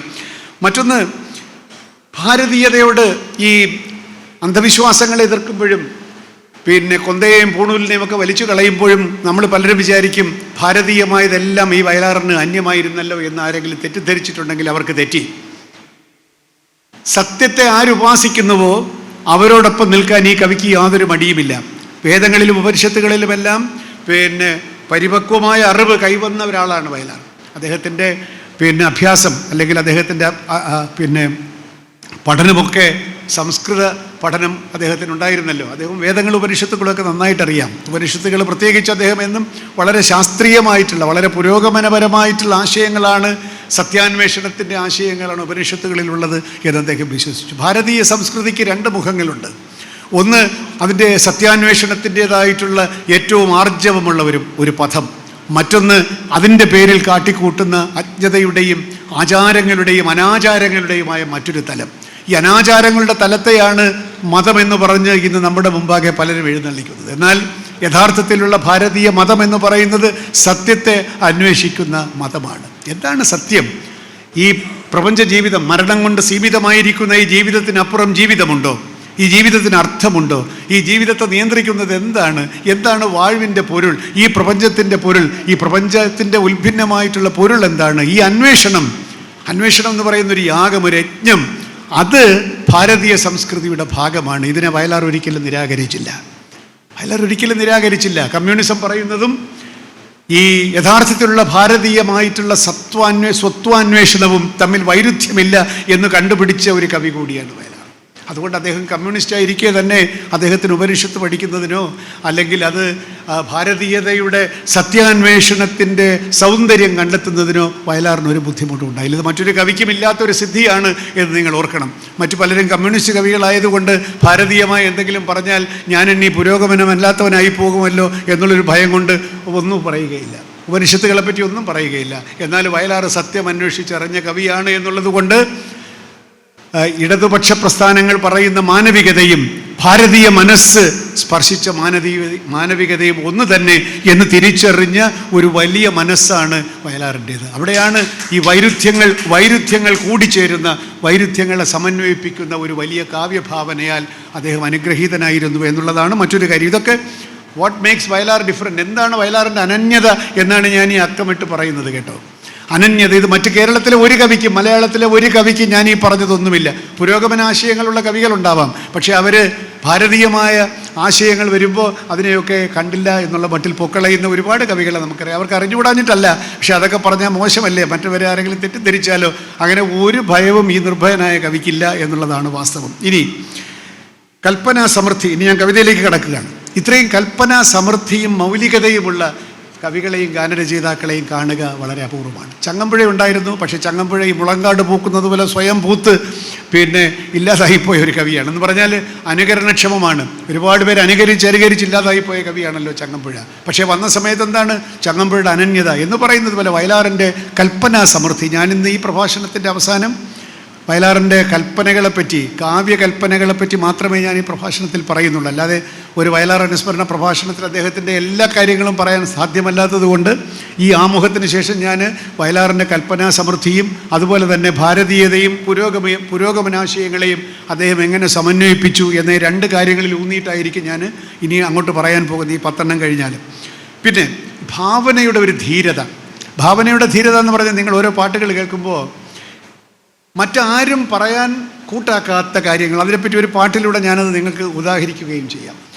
എന്തുകൊണ്ടാണ് വയലാറിൻ്റെ ഗാനങ്ങൾ ഇന്ന് നമുക്ക് വ്യത്യസ്തമായിരിക്കുന്നത്? ഒരിടത്ത് പറയുകയാണ്, എന്താണ് ഭൂതങ്ങൾ പുകവലിക്കണ ബലിമുഖത്തേക്കോ. അതൊന്നും അവിടെ ആരും നമ്മൾ വിചാരിക്കുക പോലും, നമ്മൾ ചിന്തിക്കുക പോലും ചെയ്യാത്ത ആശയങ്ങൾ ഈ മനസ്സിലേക്ക് എങ്ങനെയാണ് ഉണ്ടായി വരുന്നത് എന്ന് അന്നും എന്നും വിസ്മയിക്കുന്ന ഒരാളാണ് ഞാൻ. പലപ്പോഴും ആലോചിച്ചിട്ടുണ്ട് എങ്ങനെയാണിത് അപ്പോൾ അദ്ദേഹം നടക്കുമ്പോഴൊക്കെ ഇതിങ്ങനെ മനസ്സിലുണ്ടാകും. അങ്ങനെയൊന്നുമല്ല, എഴുതാനിരിക്കുന്ന ആ ഉജ്ജ്വല മുഹൂർത്തത്തിൽ അറിഞ്ഞുകൂടാത്ത ഏതോ സ്രോതസ്സിൽ നിന്ന് തൻ്റെ അപാരമായിട്ടുള്ള സംസ്കൃതിയിൽ നിന്ന് ആശയങ്ങളും കൽപ്പനകളും ഇങ്ങനെ അനുഗ്രഹീതമായ മനസ്സിലങ്ങനെ ഉരുത്തിരിഞ്ഞു വരികയാണ്. കൽപ്പനാവിലാസം ഞാൻ അതിനെപ്പറ്റി നിങ്ങളോട് പറയും എന്നുള്ളത് കൊണ്ട് ഇവിടെ വിശദീകരിക്കുന്നില്ല. മറ്റത് ആശയങ്ങളുടെ ആർജവം. അദ്ദേഹത്തിൻ്റെ കവിതകളിലായാലും ശരി, പാട്ടുകളിലായാലും ശരി, ആശയങ്ങളുടെ ഒരു ആർജവമുണ്ട്. അവിടെ ദൗർബല്യമില്ല. അവിടെ എന്തു പറയുമ്പോഴും ധീരമായി പറയുകയാണ്. ഇപ്പം ചിലതൊക്കെ ഇപ്പോഴത്തെ നിയമങ്ങളനുസരിച്ച് കേസാവും കേട്ടോ. കാമിനി നിന്നെ ഞാൻ ഉറക്കുകയില്ല എന്നൊക്കെ പറഞ്ഞാൽ ഇപ്പോൾ വേണമെങ്കിൽ വല്ല കേസ് എടുക്കാനുള്ള വകുപ്പുണ്ട്. എന്നിട്ട് പൂമുഖ കിളിവാതിൽ അടയ്ക്കുകയില്ല, കാമിനി ഇതിനെ ഞാൻ ഉറക്കുകയില്ല എന്ന് പറഞ്ഞാൽ അങ്ങനെ ഒരുത്തം പറഞ്ഞാൽ ശരിയാവുമോ? അത് നമുക്ക് കേസ് കൊടുക്കാനുള്ള വകുപ്പുണ്ട്. പക്ഷെ അന്ന് വകുപ്പില്ലല്ലോ. എന്ത് പറഞ്ഞാലും ഇതിൻ്റെ എന്താണ് ഇളനീർക്കുടം എന്ന് ഉടയ്ക്കും ഞാൻ, അവിടെ ആർജവം ചെയ്തിരിക്കും എന്നാണ് പറയുന്നത് കേട്ടോ. അങ്ങനെ ഓരോ കൽപ്പനകൾ നോക്കിയാലും അദ്ദേഹം ധീരമായി ആർജവത്തോടുകൂടി ആശയങ്ങൾ ആവിഷ്കരിച്ചു. അതുപോലെ തന്നെ കവിതകളിൽ കയറുമ്പോൾ നമുക്ക് സർഗസംഗീതത്തിലേക്ക് ചില കവിതകളുണ്ടല്ലോ, ശങ്കരൻ ഇങ്ങനെ നടന്നതിനെ പറ്റിയൊക്കെ പെട്ടെന്ന് എനിക്ക് ഓർമ്മ വരുന്നില്ല. എന്തൊരു ഉജ്ജ്വലമായിട്ടുള്ള കവിതകളാണ്. ഭാവനയുടെ പ്രത്യേകത. ഒരു പാട്ടുണ്ടല്ലോ, പിന്നീട് പാട്ടായി തീർന്നൊരു കവിത, താമരപ്പൂക്കൾ ഞാനും ഒന്നിച്ചാണ് താമസിക്കുന്നത് ഈ നാട്ടിൽ. നമ്മളാരെങ്കിലും പറഞ്ഞിട്ടുണ്ടോ അങ്ങനെ? നമ്മൾ പറയും ഞാൻ അടുത്ത വീട്ടിൽ ഞാനും അടുത്തടുത്താണ് താമസിക്കുന്നതെന്ന് പറയും. അതങ്ങനെയല്ല. അടുത്ത വീട്ടിലെ ശങ്കരചേട്ടനും ഞാനും അയൽവാസികളാണെന്ന് പറയുന്നത് പോലെ താമരപ്പൂക്കൾ ഞാനും ഒന്നിച്ചാണ് താമസിക്കുന്നത് ഈ നാട്ടിൽ. എങ്ങനത്തെ നാടാണ്? കന്നിനിലാവും ഇളം വെയിലും വന്ന് ചന്ദനം ചാർത്തുന്ന നാട്. ഇതൊക്കെ വരുന്നതിനൊരു അനായാസത നിങ്ങൾ ഓർക്കണം. അതാണ് ഈ കൽപ്പനയുടെ ഒരു പ്രത്യേകത എന്ന് ഞാൻ പറഞ്ഞത്. അതുപോലെ ആശയങ്ങളുടെ ആർജവം, ദുർബലമായ ഒരു ആശയവുമില്ല. ഇനി അടുത്തത്, എന്തുകൊണ്ട് വയലാർ മലയാള ഗാന ശാഖയ്ക്ക് ഇത്ര അനിവാര്യനായി തീർന്നു എന്ന് ചോദിച്ചാൽ അത് മറ്റൊരു പ്രഭാഷണത്തിൻ്റെ ആശയമാണ്. കഥയുടെ മർമ്മത്തിൽ തൊടുന്ന ഗാനരചന. ആദ്യത്തെ ഒരു വാക്കിൽ തന്നെ, ഒരു പാട്ടിൻ്റെ ആദ്യത്തെ ഒരു വാക്കിൽ ആ കഥ മുഴുവൻ സംക്ഷേപിക്കാനുള്ളൊരു കഴിവ്. വിവാഹിത എന്ന് പറയുന്ന ഒരു സിനിമ, ഒറ്റപ്പാട്ട്, സുമംഗലി നീ ഓർമ്മിക്കുമോ സ്വപ്നത്തിലെങ്കിലും ഈ ഗാനം. അവൾക്ക് ഓർക്കാനേ സാധിക്കില്ല. കൂടെ ഭർത്താവിൻ്റെ കൂടെ പോവാണ് കേട്ടോ. ഇവിടെ കാമുകനുമായിട്ട് ചുറ്റിത്തിരിഞ്ഞതിന് ശേഷം ഭർത്താവിനോടൊപ്പം പോകുമ്പോൾ കേൾക്കുന്ന പാട്ടാണ്. സുമംഗലി എന്നാണ് വിളി, സംബോധന തന്നെ. അതിനകത്ത് തന്നെ ഉണ്ടല്ലോ ഒരു ഓർമ്മക്കുറിപ്പാണ്, സുമംഗലി നീ ഓർമ്മിക്കുമോ സ്വപ്നത്തിലെങ്കിലും ഈ ഗാനം എന്ന് കാമുകൻ പാട്ട് കാണും. അതിനകത്ത് വേറെ ഒരുപാട് കഥകളുണ്ട്, അതിലേക്കൊന്നും ഞാൻ കടക്കുന്നില്ല ഇപ്പോൾ. അതുപോലെ സന്യാസിനി നിൻ പുണ്യാശ്രമത്തിൽ ഞാൻ സന്ധ്യാപുഷ്പവുമായി വന്നു. സന്യാസിനി എന്നൊരു വിളിയിൽ ആ കഥാപാത്രത്തിൻ്റെ ജീവിതം മുഴുവൻ അവിടെ ഉണ്ട് കേട്ടോ. അഗ്നിപുത്രി എന്നുള്ള സിനിമയിൽ നമ്മുടെ അടുത്ത എസ് എൽ പുരത്തിൻ്റെ ആണ്, എൻ്റെ അച്ഛനെടുത്ത പടമാണ്. എന്താണ്? കണ്ണു തുറക്കാത്ത ദൈവങ്ങളെ, കരയാനറിയാത്ത ചിരിക്കാനറിയാത്ത കളിമൺ പ്രതിഭകളെ ശപിക്കൂ നിങ്ങൾ ദേവദാസിയെ, മറക്കൂ നിങ്ങൾ ദേവദാസിയെ മറക്കൂ. ഇതാണ് ഈ ഒരൊറ്റ വാക്കിൽ ആണ് കഥ പറയുന്നത്. സൂര്യകാന്തി സ്വപ്നം കാണുന്നത് ആരെ എന്ന് ചോദിക്കുമ്പോൾ ഒരു കഥാനായിക ആരെയോ കാത്തിരിക്കുന്നതിൻ്റെ ചിത്രം, ഏതാണ്ട് സമ്പൂർണ്ണമായിട്ടുള്ള ചിത്രം ആ ഒരൊറ്റ വാക്കിൽ, സൂര്യകാന്തി സ്വപ്നം കാണുന്നത് ആരെ, ഒരൊറ്റ വാക്കിലാണ് കഥ പറയുന്നത്. അങ്ങനെ എത്ര പാട്ടുകൾ, കഥ പറയുന്ന ഗാനങ്ങൾ. കറുത്ത ചക്രവാള മതിലുകൾ ചൂഴും കാരാഗ്രഹമാണ് ഭൂമി എന്ന് പറയുമ്പോൾ കുഷ്ഠരോഗം കൊണ്ട് ആളുകൾ വിസ്മരിച്ച് അങ്ങ് എവിടെയോ ഉപേക്ഷിച്ചു പോയ ആളുകൾ പറയുകയാണ്, കറുത്ത ചക്രവാള മതിലുകൾ ചൂഴും കാരാഗ്രഹമാണ് ഭൂമി. അവരുടെ സാനിറ്റോറിയമല്ല, ഭൂമി തന്നെ കാരാഗ്രഹമാണ് എന്ന് പറയണമെങ്കിൽ അങ്ങനെ എത്ര കഥകൾ ഏതെടുത്താലും, പ്രത്യേകിച്ച് ഈ സംബോധനയുണ്ട് കേട്ടോ. ആ സംബോധനയിൽ കഥയുണ്ട്. അങ്ങനെ കഥ പറയും ഗാനങ്ങൾ നിരവധിയാണ്. ഒരുപാട് ഉദാഹരണങ്ങളുണ്ട്. ഈ കഥ പറയും ഗാനങ്ങളിലൂടെയും കഥയുടെ മർമ്മത്തിൽ തൊട്ട ഗാനരചനയിലൂടെയുമാണ് വയലാർ മലയാള സിനിമ രംഗത്ത് അനിവാര്യനായി തീർന്നത്. വയലാറിൻ്റെ ഗാനങ്ങൾക്ക് വേണ്ടി പ്രൊഡ്യൂസർ കാത്തു നിൽക്കുന്ന ഒരു കാലഘട്ടം. വയലാറിൻ്റെ കൈ ഒഴിഞ്ഞിട്ട് മതി കേട്ടോ, നമുക്കതിന് ശേഷം പാട്ട് മതി. നമുക്കൊന്നും ആ ഭാഗ്യം ഒരിക്കലും കിട്ടുകയില്ല. നമ്മളില്ലെങ്കിൽ വേറെ 10 പേരെ അവിടെ വെയിറ്റ് ചെയ്തു. അപ്പോൾ ഫോൺ ചാടിപ്പിടിച്ചെടുത്തോണം, ഇല്ലെങ്കിൽ നമ്മൾ വഴി പോയി. ഇപ്പോൾ അങ്ങനെയാണല്ലോ, ശരത്തിനറിയാമല്ലോ. ഇപ്പോൾ നമ്മളെക്കാത്ത ആരും ഇരിക്കുകയല്ല, ഒരു പ്രൊഡ്യൂസറും ഇരിക്കില്ല. നമ്മൾ ഫോൺ എടുത്തില്ല എന്നാൽ അടുത്ത ആളെ വിളിക്കും. അന്ന് അങ്ങനെയല്ല, വയലാറിനെ കിട്ടിയില്ലെങ്കിൽ വയലാറിനെ കിട്ടുന്നതുവരെ പ്രോജക്റ്റ് വെയിറ്റ് ചെയ്യും. അങ്ങനെയാണ്. കാരണം ആ പാട്ടുകൾ കേൾക്കാനാണ് നമ്മൾ പോകുന്നത്. ഗാനരചന വയലാർ ദേവരാജൻ. നമ്മൾ ആദ്യം കാണുന്നത് അതാണ്. ആരുടെ സിനിമ എന്നൊക്കെ പിന്നെയാണ്. ഞങ്ങളൊക്കെ കോളേജിൽ പഠിക്കുന്ന കാലത്ത് പടം കാണാൻ പോകുന്നതിന് വേണ്ടി മാത്രമാണ്. വയലാറിൻ്റെ പാട്ടല്ല, എന്നാൽ നമുക്ക് പൊക്കളയാണ്. അങ്ങനെ എത്ര പാട്ടുകൾ. അത് പോകട്ടെ, കഥ പറയും ഗാനങ്ങൾ, അത് മറ്റൊരു പ്രഭാഷണത്തിൽ. പിന്നെ മറ്റൊന്ന് റേഞ്ച് എന്ന് പറയുന്നത്, ഒരു സിനിമയിൽ പാട്ട് എഴുതാൻ പോകുന്ന ഒരാളിന് നിർബന്ധങ്ങൾ പാടില്ല. ഞാൻ പ്രണയഗാനമേ എഴുതൂ, അതുതന്നെ ഞാൻ നല്ല സൽസ്വഭാവിയായ പ്രണയിനിയുടെ ഗാനങ്ങളെ എഴുതൂ, ഞാൻ വേറൊന്നും എഴുതില്ല എന്ന് പറയാൻ പറ്റൂലല്ലോ. പ്രണയഗാനം എഴുതാൻ പറഞ്ഞാൽ നമ്മൾ പ്രണയഗാനം എഴുതണം, ഹാസ്യഗാനം എഴുതാൻ പറഞ്ഞാൽ ഹാസ്യഗാനം എഴുതണം, ശോകഗാനം എഴുതാൻ പറഞ്ഞാൽ ശോകഗാനം എഴുതണം, തത്വചിന്താപരമായ ഗാനം വേണമെങ്കിൽ അത് എഴുതണം. അങ്ങനെ എന്ത് ഫിലോസോഫിക്കലായിട്ടുള്ള ഗാനങ്ങൾ തുടങ്ങി എന്ത് ഗാനവും എഴുതാൻ, ഭക്തിഗാനങ്ങൾ വേണമോ അതും എഴുതാം. അസലായിട്ട് അപാര സൗന്ദര്യമുള്ള ഭക്തിഗാനങ്ങൾ വയലാറിന് എഴുതാനെ പോലെ വേറെ ആർക്കും സാധിച്ചിട്ടില്ലെന്നാണ് എനിക്ക് പറയുന്നത്. ഞാനും ശരത്തും കൂടെ ഇവിടെ ഏറ്റുമാനൂർ ഒരു പാട്ടിൻ്റെ ആഘോഷത്തിന് പോയി. 7:30 പൊന്നാന പുറത്തെഴുന്നള്ളും ഏറ്റുമാനൂരപ്പ എന്നുള്ള പാട്ടിറങ്ങിയിട്ട് 50 വർഷമായെന്ന് പറഞ്ഞിട്ട് ഞങ്ങളെ വിളിച്ചുകൊണ്ട് പോയി. ഞാൻ അവിടെ ഒരു 45 മിനിറ്റ് പാട്ടിനെ കുറിച്ച് സംസാരിച്ചു. ഈ 12 വരിയേ ഉള്ളൂ കേട്ടോ, ഏറ്റുമാനൂരപ്പനെ പറ്റിയുള്ള പാട്ട്. അത് രണ്ട് ചോദ്യങ്ങളാണല്ലോ. തരുമോ തിലകം ചാർത്താൽ എനിക്ക് തിരുമുടിപ്പുഴയിലെ തീർത്ഥജലം, പിന്നെ എന്താണ് പിന്നെ നിൻ്റെ പിറയിലെ തേൻ കിരണം തിലകം ചാർത്താൽ. അപ്പോൾ ഈ രണ്ട് കാര്യങ്ങളേ ഉള്ളൂ. നിൻ്റെ തിരുമുടിപ്പുഴയിലെ തീർത്ഥജലവും വേണം ഇത്തിരി, എനിക്ക് തിലകം ചേർത്താൻ നിൻ്റെ തിരുവള്ളിപ്പുറയിലെ തേൻ കിരണവും വേണം. വേറെ ആഗ്രഹങ്ങളൊന്നുമില്ല. ആരുടെയാണെന്നേ ഉള്ളൂ. മഹാദേവൻ്റെ ശിരസിലെ വെള്ളവും വേണം, ആ തേൻ പിറയും വേണം, അത്രയേ ഉള്ളൂ. ഈ രണ്ട് ചോദ്യങ്ങൾ ചോദിക്കാൻ ഒരു കഥാനായികയ്ക്ക് തോന്നണമെങ്കിൽ അവളുടെ ഭക്തി എന്തുമാത്രം തീവ്രമായിരിക്കണം എന്നാണ് ആ പാട്ട് നമ്മളോട് പറയുന്നത്. അത് പോകട്ടെ. അപ്പോൾ ഭക്തിയായാലും ശരി, പ്രണയമായാലും ശരി, ശോകമായാലും ശരി, തത്വചിന്തയായാലും ശരി, വയലാർ രാമവർമ്മ എന്ന് പറയുന്ന ഗാനരചയിതാവിനെ എല്ലാം ഒരുപോലെ കൊണ്ടുവരാൻ ഞാൻ എഴുതി തരാം. മരുന്നോ നല്ല മരുന്ന് എഴുതാനും അദ്ദേഹത്തിന് മടിയൊന്നുമില്ല. പാപ്പി അപ്പച്ചായും എഴുതും, എന്തും എഴുതും. ഈ വെർസറ്റാലിറ്റി ഒരു പക്ഷേ ഇത്രയേറെ മറ്റൊരാളിൽ നമ്മൾ കാണുന്നില്ല. പ്രണയഗാനങ്ങളെ പറ്റി പറഞ്ഞാൽ അത് നമുക്കൊരു ദിവസം തന്നെ പറയേണ്ടതായി വരും. അതിലേക്ക് ഇപ്പോൾ കിടക്കുന്നില്ല. ഇനി ലാസ്റ്റ് പോയിന്റ് എന്ന് പറയുന്നത് അദ്ദേഹത്തിൻ്റെ രചനാ സൗഷ്ഠവം. രചനാ സൗഷ്ഠവം എന്ന് പറഞ്ഞാൽ അത് പറഞ്ഞു തീർക്കാൻ സാധ്യമല്ല. മലയാള ഗാനങ്ങൾക്ക് ഈ ഒരു കടഞ്ഞെടുത്ത രൂപശില്പം ഉണ്ടാക്കി കൊടുത്തത് വയലാർ രാമവർമ്മ തന്നെയാണ്. അതിനു മുമ്പ് ഭാസ്കരൻ മാസ്റ്ററാണ് ആദ്യമായിട്ട് പാട്ടുകളെ പരമ്പരാഗതമായ രീതിയിൽ നിന്ന് മോചിപ്പിച്ചത്. അത് എപ്പോൾ നീലക്കുയിലോട് കൂടി അദ്ദേഹം പാട്ടുകൾക്ക് ഒരു ഗ്രാമർ ഉണ്ടാക്കി. അതിൻ്റെ ഫർദർ റിഫൈൻമെൻ്റ് എന്ന് പറയുന്നത് ഈ വയലാറിൻ്റെ വരവോട് കൂടിയിട്ടാണ്. ഗാനങ്ങൾക്ക് ഇപ്പം നമ്മളെല്ലാം പിന്തുടരുന്ന ഒരു ചിട്ട ഉണ്ടാക്കി കൊടുത്തത്. മാത്രവുമല്ല, നിങ്ങൾ പുതിയ പാട്ടുകൾ കേൾക്കരുത്. ശരത്തിൻ്റെ എൻ്റെ ഒന്നും പുതിയ പാട്ട് നിങ്ങൾ കേൾക്കരുത് കേട്ടോ. വയലാറിൻ്റെ ഒരു പാട്ട് എടുത്താൽ അത് ഒരു ഓർഗാനിക് ഗ്രോത്താണ്. ഒരു ചെടിയിൽ ഒരു വിത്തിൽ നിന്ന് എങ്ങനെയാണോ ചെടി മുളയ്ക്കുന്നത് പോലെ അത് ഒരാശയം, ആദ്യത്തെ പല്ലവിയിൽ ഒരാശയം, അടുത്ത അനുപല്ലവിയിൽ അത് കുറച്ചുകൂടെ വളരുന്നു, രണ്ട് ചരണങ്ങളിലൂടെയായിട്ട് വളർന്ന് പന്തലിച്ച് ഒരേ ആശയം തന്നെ വളർന്ന് പന്തലിക്കുന്നതായി നമുക്ക് തോന്നും. ഒരു കൊച്ചുദാഹരണം പറഞ്ഞ് ഞാനത് അവസാനിപ്പിച്ചിട്ട് എൻ്റെ പ്രധാന വിഷയത്തിലേക്ക് കിടക്കാം. ഒരു കൊച്ചുദാഹരണം എങ്ങനെയാണ് ഒരു പാട്ട് ഓർഗാനിക്കായിട്ട് വളരുന്നത് എന്നുള്ളതാണ്. ഇപ്പോൾ ചക്രവർത്തിനി നിനക്ക് ഞാൻ എൻ്റെ ശില്പഗോപുരം തുറന്നു എന്നൊരു പാട്ട് എല്ലാവർക്കും അറിയാം. എന്താണ് ആ പാട്ടിൽ സംഭവിക്കുന്നത്? ഇയാൾ ശില്പഗോപുരമൊക്കെ തുറന്നു വെച്ചിട്ട് എന്തിനാണ് ഉദ്ദേശം? പുഷ്പപാതകം പുറത്തു വയ്ക്കൂ, നീ നഗ്നപാതയെ അകത്ത് വരൂ, വിളിക്കുകയാണ് നായികയെ. അവസാനമാണ് അറിയുന്നത് എന്താണ് ഇദ്ദേഹത്തിൻ്റെ ഉദ്ദേശം എന്ന് ചോദിച്ചാൽ, മച്ചകങ്ങളിലെ മഞ്ജുശയിൽ ലജ്ജ കൊണ്ട് ഞാൻ മൂടും, അതാണ് എൻ്റെ ലക്ഷ്യം. അത് അവസാനമേ പറയുന്നുള്ളൂ. മച്ചകങ്ങളിലെ മഞ്ജുശയിൽ ലജ്ജ കൊണ്ട് ഞാൻ മൂടും. അതിനെ നിന്നെ പ്രലോഭിപ്പിക്കാനായിട്ടാണ് പലതുണ്ട്. എന്താണ്? പുഷ്പപാതകം പുറത്ത് വെച്ച് നീ അകത്ത് വരുമ്പോൾ ഇവിടെ രുദ്രവീണകൾ പാടും, ചിത്രകമ്പളം നീർക്കും, പിന്നെ ശാരദേന്ദു കല ചുറ്റിലും കനക പാരിജാത മലർ തൂകും, ഒരുപാട് കാര്യങ്ങൾ. പിന്നെ കാമ്യമോഹിനികൾ കൺകളിൽ പ്രണയദാഹമൂല നടമാടും. പോരെ? അതെല്ലാം ചെയ്ത് മച്ചകങ്ങളിലെ മഞ്ജുശയിൽ നീ എത്തിക്കഴിയുമ്പോൾ ലജ്ജ കൊണ്ട് ഞാൻ മൂടും. അത്രേ സംഭവമുള്ളൂ. പക്ഷേ അനുക്രമമായി ഗാനം വികസിച്ച് വന്ന് അതിൻ്റെ പരിണാമഗുപ്തിയിലെത്തുന്നത് എത്ര സന്തോഷത്തോടു കൂടി നമ്മളതിനെ പിന്തുടരുന്നു എന്ന് നിങ്ങൾ ആലോചിക്കണം. അതുപോലെ തന്നെ ഒരു പാട്ടിൻ്റെ ഓർഗാനിക് ഗ്രോത്താണ് ഞാൻ പറയുന്നത്. പൂന്തേനരുവി പൊന്മുടിപ്പുഴയുടെ അനുജത്തി നമുക്കൊരേ പ്രായം എന്നൊരു പാട്ടുണ്ടല്ലോ. അത് എങ്ങനെയാണ്? അടുത്ത വരി എന്താണ്?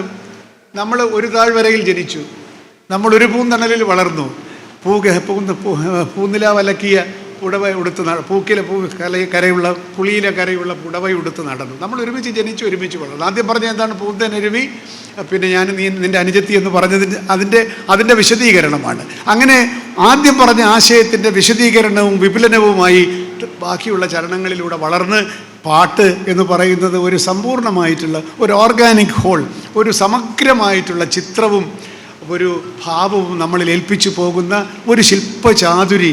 അതാണ് വയലാറിൻ്റെ ഗാനങ്ങളുടെ ഒരു ശില്പഭംഗി എന്നെനിക്ക് തോന്നുന്നത്. അത് നമുക്ക് അനുകരിക്കാൻ സാധ്യമല്ലാത്ത രീതിയിലാണ്. അത് പോകട്ടെ. ഇങ്ങനെ 10 കാരണങ്ങൾ കൊണ്ടാണ്, ഈ 10 കാരണങ്ങളെല്ലാം കൂടി ചേർന്ന മറ്റൊരു ഗാനരചയിതാവ് ഉണ്ടോ എന്ന് നിങ്ങൾ ആലോചിച്ച് നോക്കുക. ഇല്ല എന്നാണ് എനിക്ക് തോന്നുന്നത്. അത് വയലാറിൽ മാത്രമേ ഇത്രയും വ്യക്തിത്വത്തിൻ്റെ പ്രത്യേകത തൊട്ട് ഈ സമൂഹവുമായിട്ടുള്ള ബന്ധം, അതിൽ കവിതകളിലൂടെ പരിഭാഗപ്പെട്ട ഒരു സാമൂഹ്യ ബോധം, ഒരു ഫിലോസോഫിക്കൽ ബോധം, ഒരു ദർശനം, ഒരു മാനവിക ദർശനം, അതുപോലെ ഈ കൽപ്പനാ വൈഭവം, കൽപ്പനാ സമൃദ്ധി തുടങ്ങിയ അനേക കാര്യങ്ങൾ ഒത്തുചേർന്ന ഒരു അതുല്യ പ്രതിഭയും പ്രതിഭാസവുമാണ് വയലാർ രാമവർമ്മ. അതുകൊണ്ടാണ് അദ്ദേഹം 50 വർഷത്തിന് മുമ്പ് നമ്മളെ വിട്ടുപോയെങ്കിലും ഇന്നും അദ്ദേഹം ഉണ്ടായിരുന്നെങ്കിൽ അത് നമുക്ക് തോന്നിപ്പോകുന്നത് അതുകൊണ്ടാണ്. ഇത് 50 വർഷത്തിന് ശേഷം നമ്മൾ ആലോചിക്കുമ്പോൾ വയലാർ ഒരിക്കലും നമ്മളിൽ നിന്ന് അകന്നു പോയില്ല.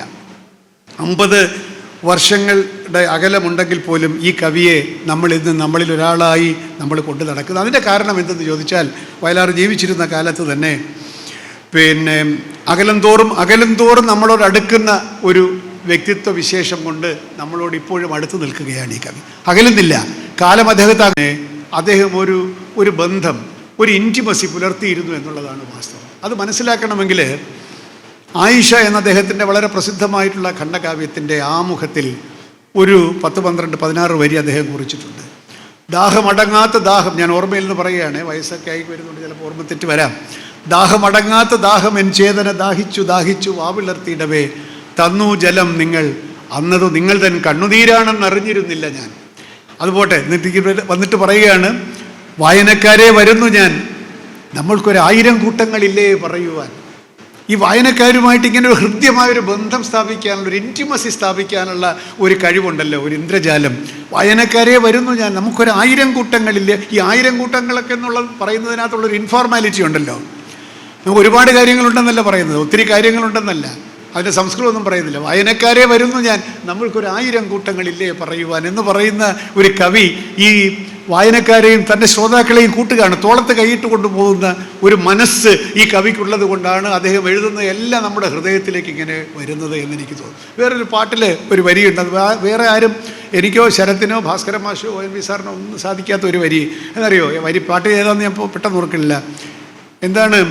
കയ്യെത്തുമെങ്കില കൽവിളക്കിൻ തിരികെടുത്തു സൂര്യകാന്ത കൽപ്പടവിൽ. അതെ, ആര്യപുത്രൻ്റെ പൂമടിയിൽ കിടക്കുന്ന സമയത്ത് വേറൊന്നിന് സമയമില്ല. പറയുകയാണ്, അത് വയലാറിൻ്റെ ഒരു സ്വഭാവം അതിനകത്ത് കാണാം. എണീക്കാൻ വയ്യ, അതുകൊണ്ട് പറയുകയാണ്, കയ്യെത്തുമെങ്കിൽ ആ കൽവിളക്കിലേക്ക് എടുത്തു എന്ന് പറയുന്ന ഒരു കമാൻഡാണ്, ഒരു സൗഹൃദത്തിലുള്ള ഒരു കമാൻഡാണ്. ഒന്ന് അണച്ചേക്ക് നമ്മൾ പറയില്ലേ, അത് പാട്ടിലെങ്ങനെ തിരികെ കയറ്റാൻ ഒരു കവിക്ക് എങ്ങനെ സാധിച്ചു? ആ സന്ദർഭത്തിൽ കൃത്യമായിട്ട് കയ്യെത്തുമെങ്കിൽ ആ കൽവിളക്കിൻ തിരികെടുത്തു, തിരി താഴ്ത്തു എന്ന് പറയുന്ന ഒരു ഇൻറ്റിമസി ഉണ്ടല്ലോ. അത് വിശദീകരിക്കുവാൻ സാധ്യമല്ല. നിങ്ങൾ പാട്ട് കേൾക്കുമ്പോൾ നമ്മുടെ ഹൃദയത്തിലേക്ക് വരുന്ന ഒരു അടുപ്പമുണ്ട്. ആ അടുപ്പമാണ് ഈ വയലാർ നമ്മളിൽ നിന്ന് അകന്നു പോയിട്ട് നമ്മൾ വിടാതെ അദ്ദേഹത്തിൻ്റെ പിന്നാലെ പോകുന്നതിൻ്റെ അർത്ഥം. ഈ ഭാവം കൊണ്ട്, ഹൃദയം കൊണ്ട്, ആത്മാവ് കൊണ്ട് നമ്മളിലേക്ക് വന്നുകൊണ്ടിരിക്കുന്ന ഒരു കവിയാണ്. പിന്നെ അദ്ദേഹത്തിൻ്റെതായി അവസാനമായിട്ട് എഴുതിയതല്ലെങ്കിൽ പോലും അദ്ദേഹത്തിൻ്റെ ഒരു ഹംസഗാനം പോലെ നമ്മൾ ഇന്ന് ആഘോഷിക്കുന്ന പാട്ടുണ്ടല്ലോ, ഈ മനോഹര തീരത്ത് തരുമോ ഇനിയൊരു ജന്മം കൂടി. അങ്ങനെ ഒരു പാട്ട് എഴുതി മരിച്ചു പോകാൻ ഒരു മനുഷ്യന് ഭാഗ്യമുണ്ടാവണം, സുഹൃതിയായിരിക്കണം. എങ്കിൽ മാത്രമേ, മരണം വരുന്നെന്ന് അറിഞ്ഞിട്ടല്ലല്ലോ ഈ പാട്ട് എഴുതുന്നത്, പക്ഷേ മരണം ആസന്നമായിരിക്കുന്നു. അത് നമുക്കറിഞ്ഞുകൂടെങ്കിലും കാലത്തിനറിയാം മരണം ആസന്നമായിരിക്കുന്നു. അപ്പോൾ ഈ കവി താനെ എഴുതുകയാണ് ഒരു സന്ദർഭത്തിൽ, ഈ മനോഹര തീരത്ത് തരുമോ ഇനിയൊരു ജന്മം കൂടി. ഇവിടെ അല്ലാതെ, ഈ ഭൂമിയിലല്ലാതെ കാമുക ഹൃദയങ്ങളുണ്ടോ, ഈ മാനസ സരോവരമുണ്ടോ, എല്ലാം ചോദിച്ചിട്ടാണ് ഈ മനോഹര. കൊതിതീരും വരെ ഇവിടെ പ്രേമിച്ച് മരിച്ചവരുണ്ടോ, കൊതിതീരും വരെ ഇവിടെ ജീവിച്ച് മരിച്ചവരുണ്ടോ എന്ന് ഉത്തരം നമുക്ക് അറിയാം. അതുകൊണ്ട് തന്നെ കൊതിതീരും വരെ ഇവിടെ ജീവിക്കാനും കൊതിതീരും വരെ ഇവിടെ വന്ന് പ്രണയിക്കാനുമായി വസുന്ധരെ എനിക്ക് ഇനിയൊരു ജന്മം കൂടി എന്ന് പറഞ്ഞിട്ട് കൈവീശിപ്പോയ ഒരു കവി ഈ ജീവിതത്തോടും നമ്മളോടും എന്തുമാത്രം ഹൃദയം കൊണ്ട് ബന്ധിക്കപ്പെട്ടിരിക്കുന്നുവെന്ന്, സ്നേഹം കൊണ്ട് ബന്ധിക്കപ്പെട്ടിരിക്കുന്നുവെന്ന് ആ ഒരൊറ്റ ഹംസഗാനം കൊണ്ട് നമുക്കറിയാമല്ലോ.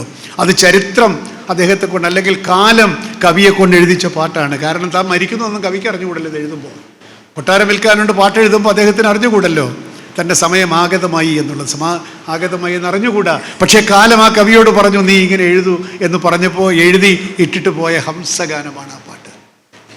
അതിനകത്ത് നമ്മളോടുള്ള, തലമുറകളായിട്ടുള്ള പ്രേക്ഷകരോടുള്ള, അല്ലെങ്കിൽ ശ്രോതാക്കളോടുള്ള ഹൃദയത്തിൻ്റെ മുദ്ര അതിൽ അർപ്പിതമാണ് എന്നെനിക്ക് തോന്നുകയാണ്. അത് കേൾക്കുമ്പോഴൊക്കെ ആ ഒരു ഇൻറ്റിമസി എനിക്ക് തോന്നും. ഇവിടെ ഒരു കവിക്ക് തിരിച്ചു വരാൻ ആഗ്രഹത്തോടു കൂടി പിരിഞ്ഞു പോയ ഒരു കവി. അങ്ങനെ ഒരു കവിയെ നമ്മളെങ്ങനെ മറക്കും? നമ്മൾ മറക്കുന്നില്ല. മരണത്തിൻ്റെ 50 വർഷത്തിന് ശേഷവും നമ്മളിപ്പോഴും സജീവമായി ഓർത്തുകൊണ്ടിരിക്കുന്നത് ഈ ഒരു സവിശേഷമായിട്ടുള്ള വ്യക്തിയെയാണ്, വ്യക്തിത്വത്തെയാണ്, പ്രതിഭാസത്തെയാണ്. അതാണ് വയലാറിൻ്റെ അനന്യത. ഇനി ഞാൻ 2 പോയിന്റുകൾ മാത്രമേ ഇന്നത്തെ ചർച്ചയിൽ, അല്ലെങ്കിൽ ഇന്നത്തെ പ്രഭാഷണത്തിൽ ഞാൻ ഉൾക്കൊള്ളിക്കുന്നുള്ളൂ. കാരണം അത്രയ്ക്ക് സമയമുള്ളൂ. ഇപ്പോൾ തന്നെ നിങ്ങൾ വളരെ ദുഃഖിതരും പരീക്ഷീണരുമായിരിക്കും എന്നെനിക്കറിയാം. അതുകൊണ്ട് 2 പോയിന്റുകൾ ഞാൻ ഇതുവരെ എന്ന് പറഞ്ഞാൽ, ഞാൻ ആദ്യം ഒരു പോയിന്റ് പറഞ്ഞല്ലോ, ഭാരതീയതയും പുരോഗമനാശയങ്ങളും എങ്ങനെ യോജിപ്പിച്ച് കൊണ്ടുപോകാൻ, സമന്വയിപ്പിക്കാൻ വയലാറിന് സാധിച്ചു. അതൊരു പക്ഷേ വയലാറിനെ പോലെ മറ്റൊരു കവിക്കും സാധിച്ചിട്ടില്ല എന്നുള്ളതാണ് വാസ്തവം.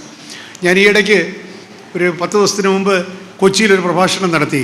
ശ്രീനാരായണ ഗുരുവിൻ്റെ ആത്മീയതയും സമൂഹ ഭാവനയും, അതാണ് വിഷയം. എന്ന് പറഞ്ഞാൽ സമൂഹ ഭാവന എന്ന് പറയുമ്പോൾ ഒരു ജാതി ഒരു മതം എന്നൊക്കെ ഗുരു പറഞ്ഞതിൻ്റെ പിന്നിൽ ഒരു ആത്മീയ ദർശനമുണ്ട് എന്നാണ് ഞാൻ പറഞ്ഞതിൻ്റെ അർത്ഥം. കാരണം അവനവനെന്നറിയുന്നതൊക്കെ ഓർത്താൽ അവനിൽ ആദിമമായൊരു ആത്മരൂപം, അങ്ങനെ തിരിച്ചറിഞ്ഞൊരു കവിക്ക്, ഒരു ദാർശനികന് ഒരു ജാതി ഒരു മതം എന്നേ പറയാൻ സാധിക്കും. അത് ഒരു സാമൂഹ്യമായിട്ടുള്ള ആഹ്വാനത്തെക്കാൾ കൂടുതൽ ഒരു ആത്മീയമായിട്ടുള്ള തിരിച്ചറിവിൽ നിന്നുണ്ടായ പ്രബോധനമാണ് എന്ന് ഞാൻ പറഞ്ഞപ്പോൾ ഒരു ഇടതുപക്ഷ ചിന്തകൻ എന്നോട് ചോദിച്ചു, ഇതൊക്കെ ഇടതുപക്ഷത്തിന് എങ്ങനെ ഉൾക്കൊള്ളാൻ സാധിക്കുമെന്ന് ചോദിച്ചു. ശരിയാണ് അദ്ദേഹത്തിൻ്റെ ബുദ്ധിമുട്ട്. അപ്പോൾ ഞാൻ പറഞ്ഞു, ആത്മീയതയും അന്ധവിശ്വാസവും രണ്ടാണ് എന്ന് നിങ്ങൾ ആദ്യം മനസ്സിലാക്കണം. ആത്മീയതയും അന്ധവിശ്വാസവും രണ്ടാണ്. ആത്മീയത എന്ന് പറയുന്നത് ശാസ്ത്രമാണ്, ശാസ്ത്രീയമാണ്. എന്ന് പറഞ്ഞാൽ നമ്മളെയും ഈ പ്രപഞ്ചത്തെയും എല്ലാം കൂട്ടിയിണക്കുന്ന ഒരു എനർജി ഫീൽഡ് ഉണ്ടെന്ന് മാത്രമേ സ്പിരിച്വാലിറ്റി പറയുന്നുള്ളൂ. നിങ്ങളതിൽ നിന്ന് ഭിന്നമല്ല എന്ന് മാത്രമേ പറയുന്നുള്ളൂ. ആ സത്യം അന്വേഷിച്ച് കണ്ടെത്തിയവരാണ് ഭാരതത്തിലെ ഋഷിമാർ. ഉപനിഷത്തിലെ സത്യമെന്ന് പറയുന്നത്, ഇപ്പോൾ വയലാർ തന്നെ ഭൂമിയിൽ സത്യത്തിന് എത്ര വയസ്സായി എന്നൊക്കെ ചോദിക്കുന്ന ഈ സത്യാന്വേഷണത്തിൻ്റെ പിന്നാലെ പോകുന്ന ഒരു മനസ്സ് കവിക്കുണ്ട്. അപ്പോൾ ഈ ആത്മീയത എന്ന് പറയുന്നത് അന്ധവിശ്വാസമല്ല, ഇറ്റ് ഈസ് പ്യുവർ സയൻസ്. ഏതൊരു ഊർജ പ്രസരണമാണോ ഈ പ്രപഞ്ച അണ്ടകടാഹത്തിൽ മുഴുവൻ നിറഞ്ഞിരിക്കുന്നത്, അത് തന്നെയാണ് എന്നിലും നിന്നിലുമുള്ളത് എന്ന് തിരിച്ചറിഞ്ഞു കഴിയുമ്പോൾ ഞാനും തീയും തമ്മിലുള്ള വ്യത്യാസം എന്ത് എന്ന് നമുക്ക് അനായാസമായി അനുഭവവേദ്യമായി തീരും. അതാണ് ഗുരുദേവനൊക്കെ അങ്ങനെയാണ് ഒരു ജാതി ഒരു മതം എന്ന് പറഞ്ഞത്. അല്ലാതെ ഏതെങ്കിലും പാശ്ചാത്യ തത്വചിന്തകൻ സോഷ്യൽ ഫിലോസഫർ പറഞ്ഞതുകൊണ്ടല്ല ഗുരുദേവൻ ഒരു ജാതി ഒരു മതം എന്ന് പറഞ്ഞത്. പിന്നെയോ ആത്മീയമായ അർത്ഥത്തിൽ എല്ലാം ഒന്ന് തന്നെ എന്ന് തിരിച്ചറിഞ്ഞ ഒരു യുഗാചാര്യന് അങ്ങനെ അല്ലാതെ എങ്ങനെ പറയാൻ സാധിക്കും? നമ്മളവിടെ നിന്ന് എത്താത്തത് കൊണ്ട് നമ്മൾ നിൻ്റെ ജാതി വേറെ എൻ്റെ ജാതി വേറെ എന്ന് പറഞ്ഞുകൊണ്ടിരിക്കുന്ന മൂഢന്മാരായിട്ട് നമ്മൾ നടക്കുന്നു എന്നേ അർത്ഥമുള്ളൂ. അതുകൊണ്ട് അദ്ദേഹത്തിൻ്റെ സാമൂഹിക ഭാവന എന്നത് ആത്മീയ ഭാവനയാണ് എന്ന് ഞാൻ പറഞ്ഞത് പുരോഗമനാശയവുമായിട്ട് എങ്ങനെ ചേരുമെന്ന് ചോദിച്ചപ്പോൾ ഞാൻ പറഞ്ഞു, ഇത് ശാസ്ത്രീയമാണ്. ആത്മീയത എന്ന് പറയുന്നത് ശാസ്ത്രീയമാണ്. ഞാനിതിവിടെ പറയാൻ കാര്യം, വയലാർ രാമവർമ്മയാണ് ഒരുപക്ഷെ എന്നെ ആ വഴിക്ക് ചിന്തിക്കാൻ പ്രേരിപ്പിച്ചത്. അദ്ദേഹം ഏറ്റവും പുരോഗമനവാദിയായിരിക്കുമ്പോഴും ഇന്ത്യയുടെ ആധ്യാത്മികമായിട്ടുള്ള പുരോഗമനേച്ഛയെ, മനുഷ്യസ്നേഹത്തെ, മനുഷ്യമഹത്വത്തെ അദ്ദേഹം നിരാകരിച്ചില്ല. അങ്ങനെ സർഗസംഗീതത്തിൽ അദ്ദേഹം എഴുതിയ ഒരു കവിത, സർഗസംഗീതം എന്ന പുസ്തകത്തിൽ സർഗസംഗീതം എന്ന കവിത അക്കാലത്ത് വളരെ വിവാദമായെന്ന് ചോദിച്ചാൽ അദ്ദേഹം കമ്മ്യൂണിസ്റ്റ് ആശയങ്ങളൊക്കെ ഉപേക്ഷിച്ചോ, മണി പൊൻവീണ വായിച്ചുവോ? അദ്ദേഹം വീണ മെട്ടുകയില്ലെന്ന് ഒരിക്കലും പറഞ്ഞില്ല. വാള് വേണ്ടെന്നേ പറഞ്ഞിട്ടുള്ളൂ കേട്ടോ. എൻ്റെ ആയുധം വാളല്ലൻ സമരായുധം. പിന്നെ കവി വാൾപ്പയറ്റ് നടത്തേണ്ട ആളല്ല. കവി വീണ വിട്ടവനാണ്. കവിയുടെ ആയുധം അക്ഷരമാണ്, സംഗീതമാണ് എന്ന് മാത്രമേ കവി പറഞ്ഞുള്ളൂ. ആ സർഗസംഗീതത്തിൻ്റെ ആദ്യത്തെ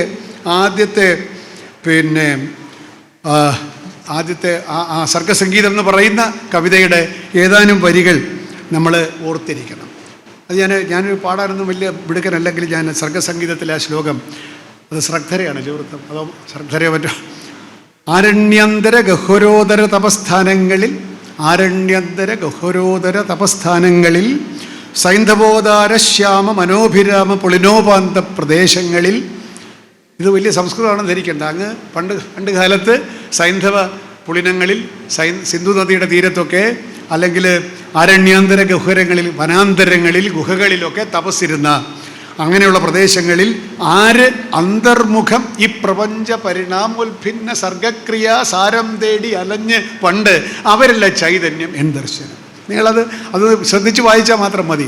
ഇങ്ങനെയുള്ള ഗഹ്വരങ്ങളിലും വനാന്തരങ്ങളിലും ഒക്കെ തന്നെ ആര് അന്തർമുഖരായി ആരാണോ ഈ പ്രപഞ്ച പരിണാമോത്ഭിന്ന സർഗക്രിയ സാരം തേടി അലഞ്ഞു പണ്ട് കുറേ പേർ അലഞ്ഞല്ലോ, കുറേ മുനിമാരലഞ്ഞല്ലോ. ഈ പരിണാമോത്ഭിന്ന സർഗക്രിയാസാരം തേടി അലഞ്ഞ്, ആ സത്യം തേടി അലഞ്ഞവരുണ്ടല്ലോ, അവരല്ല ചൈതന്യം എൻ ദർശനം. കാരണം ഞാനും സത്യം അന്വേഷിക്കുകയാണ്. ജീവിതത്തിൻ്റെ മിഥ്യകൾക്കപ്പുറം ഒരു സത്യമുണ്ടോ എന്ന് ഞാൻ മനുഷ്യൻ്റെ സത്യം അന്വേഷിക്കുകയാണ്. മനുഷ്യ ജീവിതത്തിൻ്റെ സത്യം അന്വേഷിക്കുന്ന ഞാനും അന്ന് യുഗങ്ങൾക്ക് മുമ്പ്, നൂറ്റാണ്ടുകൾക്ക് മുമ്പ് ഈ ഗഹ്വരങ്ങളിലിരുന്ന് ആരന്തർമുഖം ഈ പ്രപഞ്ച പരിണാമോത്ഭിന്ന സർഗക്രിയ സാരം തേടി അലഞ്ഞുവോ അവരുടെ ചൈതന്യമാണ് എൻ്റെ ദർശനം എന്ന് ഒരു വിപ്ലവ കവി പറയുമ്പോൾ അതിനകത്ത് വിപ്ലവത്തിന് വിരുദ്ധമായി ഒന്നുമില്ല. ശുദ്ധമായ മാനവികത മാത്രമാണ് അതിനകത്തുള്ളത്. സത്യദീക്ഷ മാത്രമാണ്, സത്യകാമന മാത്രമാണ് എന്ന് തിരിച്ചറിഞ്ഞ കവിയാണ് വയലാർ. ഇവിടെ ഇതിനെപ്പറ്റി ഞാൻ നേരത്തെ പറഞ്ഞല്ലോ, അന്ധവിശ്വാസങ്ങളെ എതിർക്കാം, പക്ഷേ സത്യത്തെ അംഗീകരിക്കണം എന്നുള്ളതിൽ അദ്ദേഹത്തിന് യാതൊരു ബുദ്ധിമുട്ടും ഉണ്ടായില്ല. മാനവികത എവിടെയുണ്ടോ അവിടെ കവിയുണ്ട്. ഇനി ഒരു പഴയ പാട്ടിൽ നിന്ന് ഞാൻ എങ്ങനെയാണ് വയലാർ തൻ്റെ ഗാനങ്ങളിൽ അല്ലെങ്കിൽ തൻ്റെ ഗാന ജീവിതത്തിൽ ഈ രണ്ട് ആശയങ്ങളെ അന്ന് പലർക്കും ഹിതകരമല്ലാതിരുന്നിരിക്കാം, എന്നിട്ട് പോലും ഈ ആശയങ്ങളെ എത്ര മധുരോദാരമായി അദ്ദേഹം സന്നിവേശിപ്പിച്ചിരിക്കുന്നുവെന്ന് വളരെ പ്രസിദ്ധമായിട്ടുള്ള ഒരു വിപ്ലവ ഗാനത്തെ മുൻനിർത്തി ഞാൻ നിങ്ങളോട് പറയാൻ ആഗ്രഹിക്കുകയാണ്. അത് മറ്റൊന്നുമല്ല, ബലികുടീരങ്ങളെ എന്ന ഇപ്പോൾ KPSCയുടെ അവതരണ ഗാനമായിട്ട് പാടുന്ന രക്തസാക്ഷി മണ്ഡപത്തിൽ ആദ്യമായി ആലപിച്ച് ദേവരാജൻ ചുറ്റപ്പെടുത്തി പാളയത്തിൽ രക്തസാക്ഷി മണ്ഡപം സമർപ്പിക്കുന്ന ദിവസം വയലാർ എഴുതി കൊടുത്ത് ദേവരാജൻ ചുറ്റപ്പെടുത്തി പാടിയ പാട്ടാണ് ബലികുടീരങ്ങളെ. അപ്പോൾ ബലികുടീരങ്ങളെ എന്നാണ് ഈ പാട്ട് ആരോടാണ് പറയുന്നത്? ഈ പാട്ട് ആരെയാണ് സംബോധന ചെയ്യുന്നത്? ബലികുടീരങ്ങളെയാണ്. ബലികുടീരങ്ങളിൽ എന്ന് പറഞ്ഞാൽ രക്തസാക്ഷികൾ, ജീവിതം ബലിയായി കൊടുത്തവർ, സ്വാതന്ത്ര്യത്തിന് വേണ്ടി, യുദ്ധത്തിന് വേണ്ടി, മനുഷ്യ വിമോചനത്തിന് വേണ്ടി ഒക്കെ, രാഷ്ട്രീയമായിട്ടുള്ള വിശ്വാസ സംഹിതകൾക്ക് വേണ്ടിയൊക്കെ ബലി കൊടുത്തവർക്ക് വേണ്ടിയിട്ടുള്ള ബലികുടീരങ്ങളെയാണ് അഭിസംബോധന ചെയ്യുന്നത്. സിനിമയുടെ ഭാഷയിൽ പറഞ്ഞാൽ ക്ലോസപ്പ് കാണിക്കേണ്ടത് ബലികുടീരങ്ങളാണ്. അവിടെ നിന്ന് വേണം സൂം ബാക്ക് ചെയ്യാൻ. ബലികുടീരങ്ങളെ, സ്മരണകൾ ഇരമ്പും രണസ്മാരകങ്ങളെ, ഇവിടെ ജനകോടികൾ ചാർത്തുന്ന നിങ്ങളിൽ സമരപുളകങ്ങൾ തൻ സിന്ദൂരമാലകൾ. അവിടെ ഒന്നും യാതൊരു സംശയവുമില്ല. 1900 വർഷം എന്താണെന്ന് എനിക്ക് ഓർമ്മയില്ല, 48 മറ്റോ ആണെന്ന് തോന്നുന്നു. അപ്പോൾ ഈ ബലികുടീരങ്ങളോട് പറയുകയാണ്, ഞങ്ങളിതാ വരികയാണ് സമരപുളകങ്ങളുമായി, നിങ്ങൾക്ക് സിന്ദൂരമാലകൾ നിങ്ങളെന്നിവിടെ പറയുന്നത് ബലികുടീരങ്ങളാണ്, നമ്മൾ ഓർക്കണം, ബലിയായവരാണ്. സമരപുളകങ്ങൾ തന്നെ സിന്ദൂരമാലകളുമായി, രക്തസിന്ദൂരമാണ് കേട്ടോ, രക്തഹാരവുമായി ഞങ്ങളിതാ വരികയാണ്. അതെങ്ങനെയാണ് രക്തഹാരമായത്? സമരപുളകങ്ങളാണ്. അന്തരീക്ഷം മുഖരിതമാണ് ആ ആവേശത്തിൽ. അതേസമയം സ്വാതന്ത്ര്യ സമരം കഴിഞ്ഞു, ഇന്ത്യ സ്വതന്ത്രയായി. അതിനെ വയലാർ നിരാകരിക്കുന്നില്ല. ഒരു പുതിയ ഇന്ത്യ പിറക്കുകയാണ്. അപ്പോൾ അവിടെ കവി പറയുകയാണ്, ഹിമഗിരി മുടികൾ കൊടികൾ ഉയർത്തി, കടലുകൾ പടകമുയർത്തി, യുഗങ്ങൾ നീന്തി നടക്കും ഗംഗയിൽ വിരിഞ്ഞു താമര മുകുളങ്ങൾ. അങ്ങ് പോയി, ഇവിടെയൊന്നുമല്ല, ഹിമഗിരി മുടികളിലേക്ക് പോയി, ഇന്ത്യ ഒട്ടാകെ കണ്ടു. ഇന്ത്യ എന്ന് പറയുന്ന മഹാരാജ്യത്തെ അദ്ദേഹം അങ്ങ് മുകളിൽ നിന്ന് കാണുകയാണ്, ഒരൊറ്റ മാപ്പായിട്ട് കാണുകയാണ്. ഭൂപടങ്ങളിൽ ഒരു ഇന്ത്യ നിവർന്നു.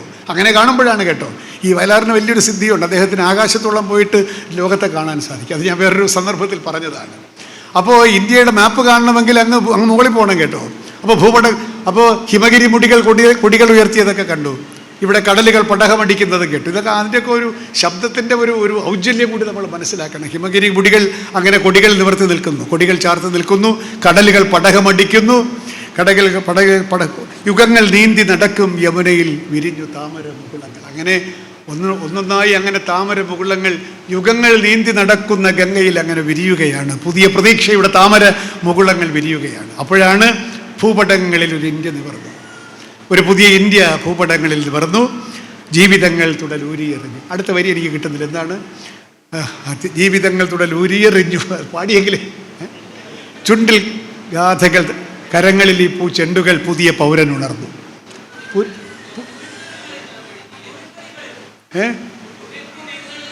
അത് വരുന്ന അടുത്ത വരിയാണ്, അടുത്ത സ്റ്റാൻസയാണ്. അപ്പോൾ ഇന്ത്യയെ സ്ഥാപിച്ചല്ലോ, ഇന്ത്യയെ സ്ഥാപിച്ചു, പുതിയ പൗരൻ ഉണർന്നു. പുതിയ പൗരൻ ഉണർന്നു. സ്വാതന്ത്ര്യത്തിൻ്റെ ഒരു സുപ്രഭാതത്തിൽ ഇവിടെ പുതിയ പൗരൻ ഉണർന്നു. അതിൻ്റെ ഒരു പ്രതീകം പോലെ ഗംഗയിൽ യുഗങ്ങൾ നീന്തി നടക്കുന്ന ഗംഗയിൽ, ചരിത്രം പുതിയതല്ല കേട്ടോ, യുഗങ്ങൾ നീന്തി നടക്കുന്ന ഗംഗയിൽ പുതിയ താമര മുകുളങ്ങൾ അങ്ങനെ വിരിയുകയാണ്. കടലുകൾ പടകമടിക്കുന്നു. അങ്ങനെ കൊടി ഹിമാലയത്തിൽ, അങ്ങനെ ഹിമവൽ ശൃംഗങ്ങളിൽ നമ്മുടെ കൊടി അങ്ങനെ പാറുകയാണ്. എന്തൊരു മനോജ്ഞമായ ചിത്രമാണ്, പ്രതീക്ഷയുടെ ചിത്രമാണ്. അടുത്തത് വരുമ്പോൾ എന്താണ്? തുടിപ്പു നിങ്ങളിൽ നൂറ്റാണ്ടുകളുടെ ചരിത്രമെഴുതിയ ഹൃദയങ്ങൾ. ഞങ്ങളിലെന്നല്ല പറയുന്നത്, നിങ്ങളിലാണ് കേട്ടോ, ഈ ബലികുടീരങ്ങളിലാണ്. തുടിപ്പു നിങ്ങളിൽ നൂറ്റാണ്ടുകളുടെ ചരിത്രമെഴുതിയ ഹൃദയങ്ങൾ. കാരണം നൂറ്റാണ്ടുകളുടെ ചരിത്രം കൊണ്ട് രക്തസാക്ഷികളായി പോയവരെ പറ്റി ബലികുടീരങ്ങളെയാണ് ഇത് മുഴുവൻ അഡ്രസ്സ് ചെയ്തിരിക്കുന്നത്. തുടിപ്പു നിങ്ങളിൽ നൂറ്റാണ്ടുകളുടെ ചരിത്രമെഴുതിയ ഹൃദയങ്ങൾ, കൊളുത്തി ഞങ്ങൾ തലമുറ തോറും കെടാത്ത കൈത്തിരി നാളങ്ങൾ. അപ്പോൾ ഈ ഗംഗാ സമതലങ്ങളിൽ പോകാനോ ഹിമവാനെ വന്ദിക്കാനോ അദ്ദേഹത്തിന് യാതൊരു ബുദ്ധിമുട്ടുമില്ല. ബലികുടീരങ്ങൾ അഭിസംബോധന ചെയ്തുകൊണ്ട് തന്നെ ഈ ഹിമവൽ സാനുക്കൾ മുതൽ കന്യാകുമാരി വരെയുള്ള ഇന്ത്യയുടെ ആ ഒരു സമഗ്രതയെ ആശ്ലേഷിക്കാൻ ഈ കവിക്ക് സാധിക്കും. കൊളുത്തി ഭിന്ന ഭിന്ന സമരാങ്കണ ഭൂവിൽ നിന്നണിഞ്ഞ കവചങ്ങളുമായി വന്നു ഞങ്ങൾ പല നാട്ടിലെ മണ്ണിൽ നിന്നതാ പുതിയ ചെങ്കൊടിയെത്തി. ആദ്യം ഹിമാലയത്തിൻ്റെ മുകളിൽ കുറച്ച് കൊടികളൊക്കെ വച്ചു.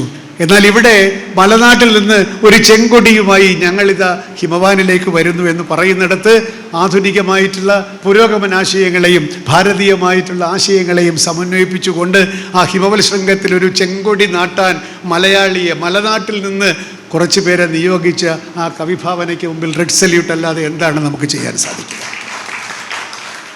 അതാണ് കവി, അല്ലാതെ പ്രസംഗിച്ച് നടക്കുകയല്ല. ഈ ഒരൊറ്റ ഇതിന് പിന്നീട് എം ജി രാധാകൃഷ്ണൻ പാടിയ ഒരു പാട്ടുണ്ടല്ലോ, ശാരികേ ശാരികേ സിന്ധു ഗംഗാ നദി തീരം വളർത്തിയ ഗന്ധർവ ഗായികെ പാടുക നീ പുരുഷാന്തരത്തിലെ ഭാവോജ്വലങ്ങളാം സൂര്യഗായത്രികൾ. സൂര്യഗായത്രി നല്ല പറഞ്ഞു. അപ്പോൾ ഈ ഗായത്രി പാടുക എന്നൊക്കെ പറഞ്ഞാൽ ആളുകളുടെ വിചാരം എന്തൊരു പുരാതനമായിട്ടുള്ള വളരെ മോശപ്പെട്ട കാര്യമാണ്. അല്ല, അങ്ങനെയല്ല, ഉണർത്തുപാട്ടാണത്.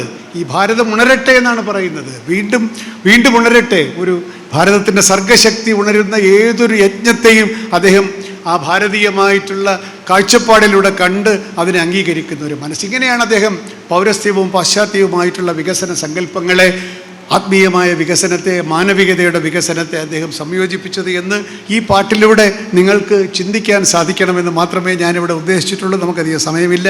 ഇനി എൻ്റെ കൽപ്പനകളുടെ സമൃദ്ധിയെപ്പറ്റി ഒന്ന് പറഞ്ഞിട്ട് അവസാനിപ്പിച്ചു കൊള്ളാം. അത് പറയാതിരിക്കാൻ സാധിക്കുന്നില്ല. ഞാൻ പെട്ടെന്ന് പറയാം. കൽപ്പനകളുടെ അചുംബിതത്വം.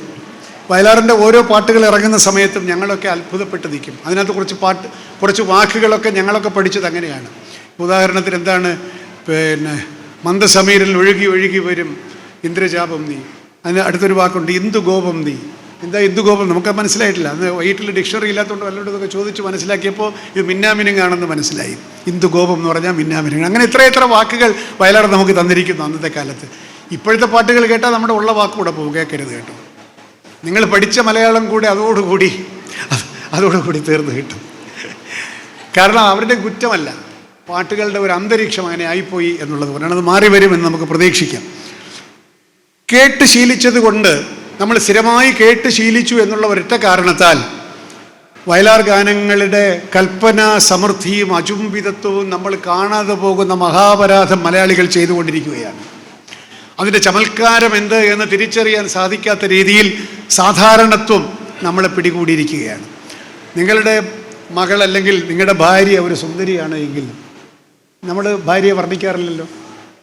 പക്ഷെ വർണ്ണിക്കണം, ഭാര്യയാണെങ്കിൽ സുന്ദരിയാണെങ്കിൽ വർണ്ണിക്കണം. പക്ഷെ എന്നും കാണുന്നതുകൊണ്ട് ഭാര്യയുടെ സൗന്ദര്യത്തിന് വിലയില്ല, ഇല്ലേ?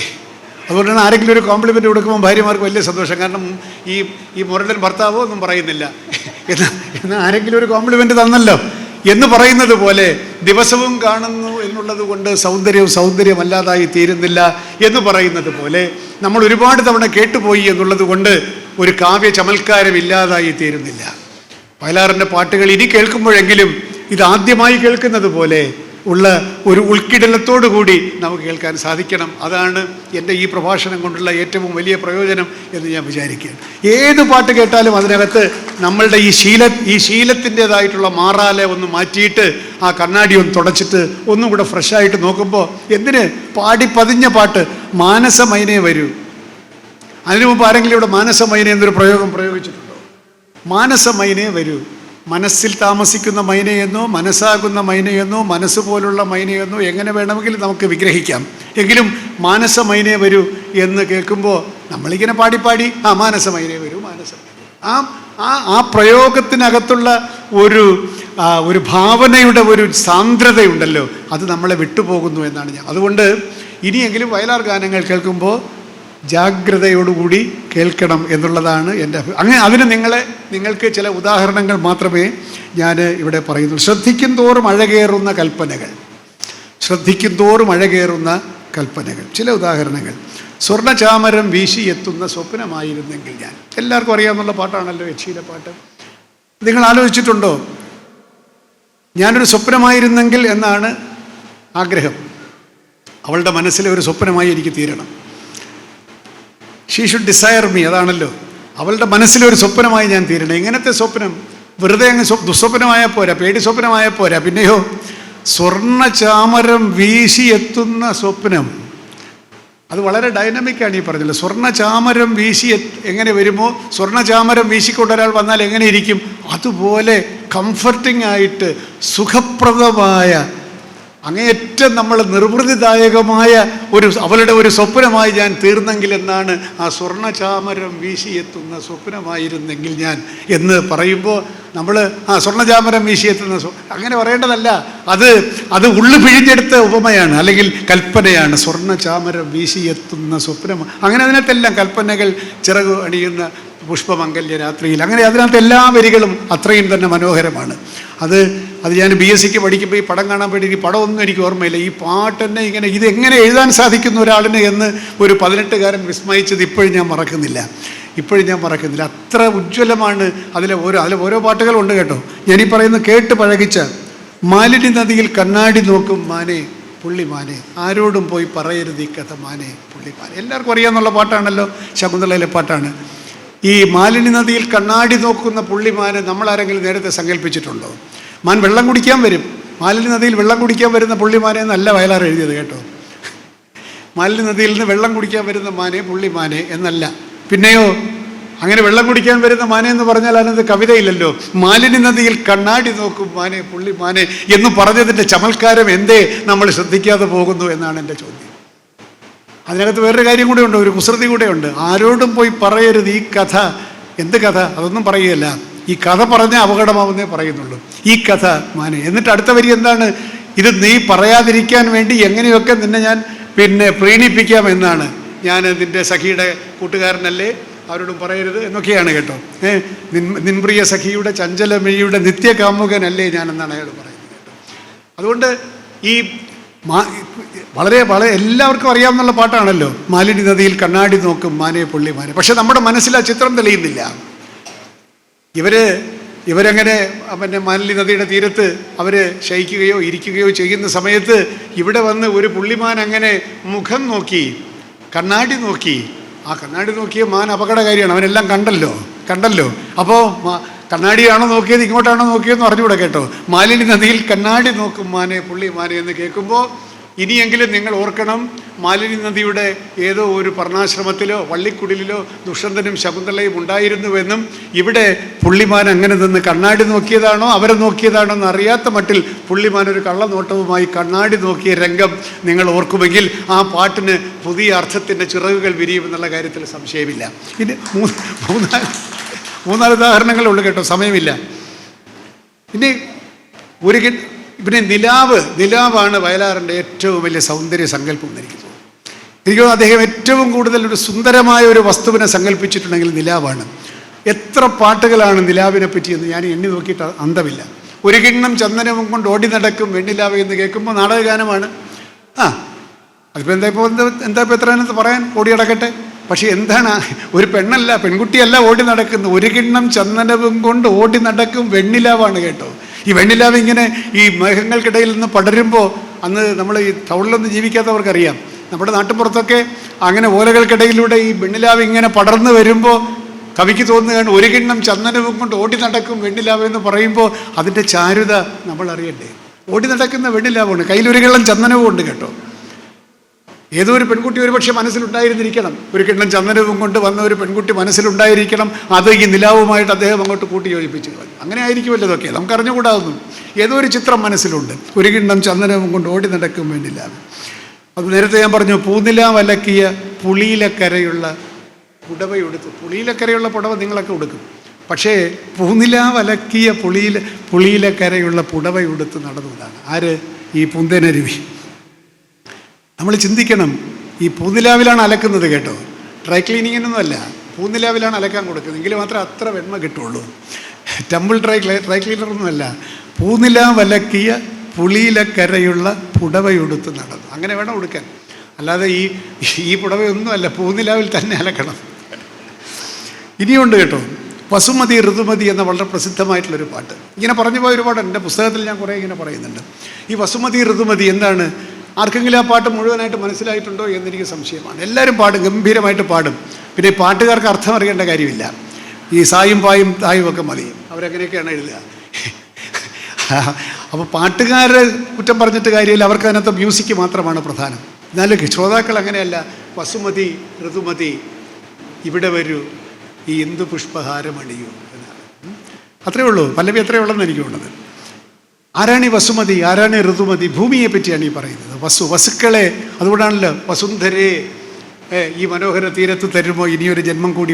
വസുക്കളെ അണിയുന്നവൾ വസുന്ധര, ഭൂമി. ഇവിടെ വസുമതി ഭൂമി തന്നെ, ഋതുമതി ഭൂമി തന്നെ, ഋതുക്കൾ ഉണ്ടാവുന്നവൾ ഭൂമി, വസുക്കളെ അഷ്ടവസുക്കളെ ധരിക്കുന്നവൾ ഭൂമി. അങ്ങനെ വസുമതി ഋതുമതി ഇവിടെ വരൂ, ഈ ഇന്ദു പുഷ്പഹാരമണിയൂ എന്ന് പറഞ്ഞിട്ട് ഇന്ദു പുഷ്പം എന്നൊരു സൂചന ഇവിടെ തന്നല്ലോ. ഇനിയുള്ള വരികളൊക്കെ തന്നെ നിലാവിനെ പറ്റിയാണ്.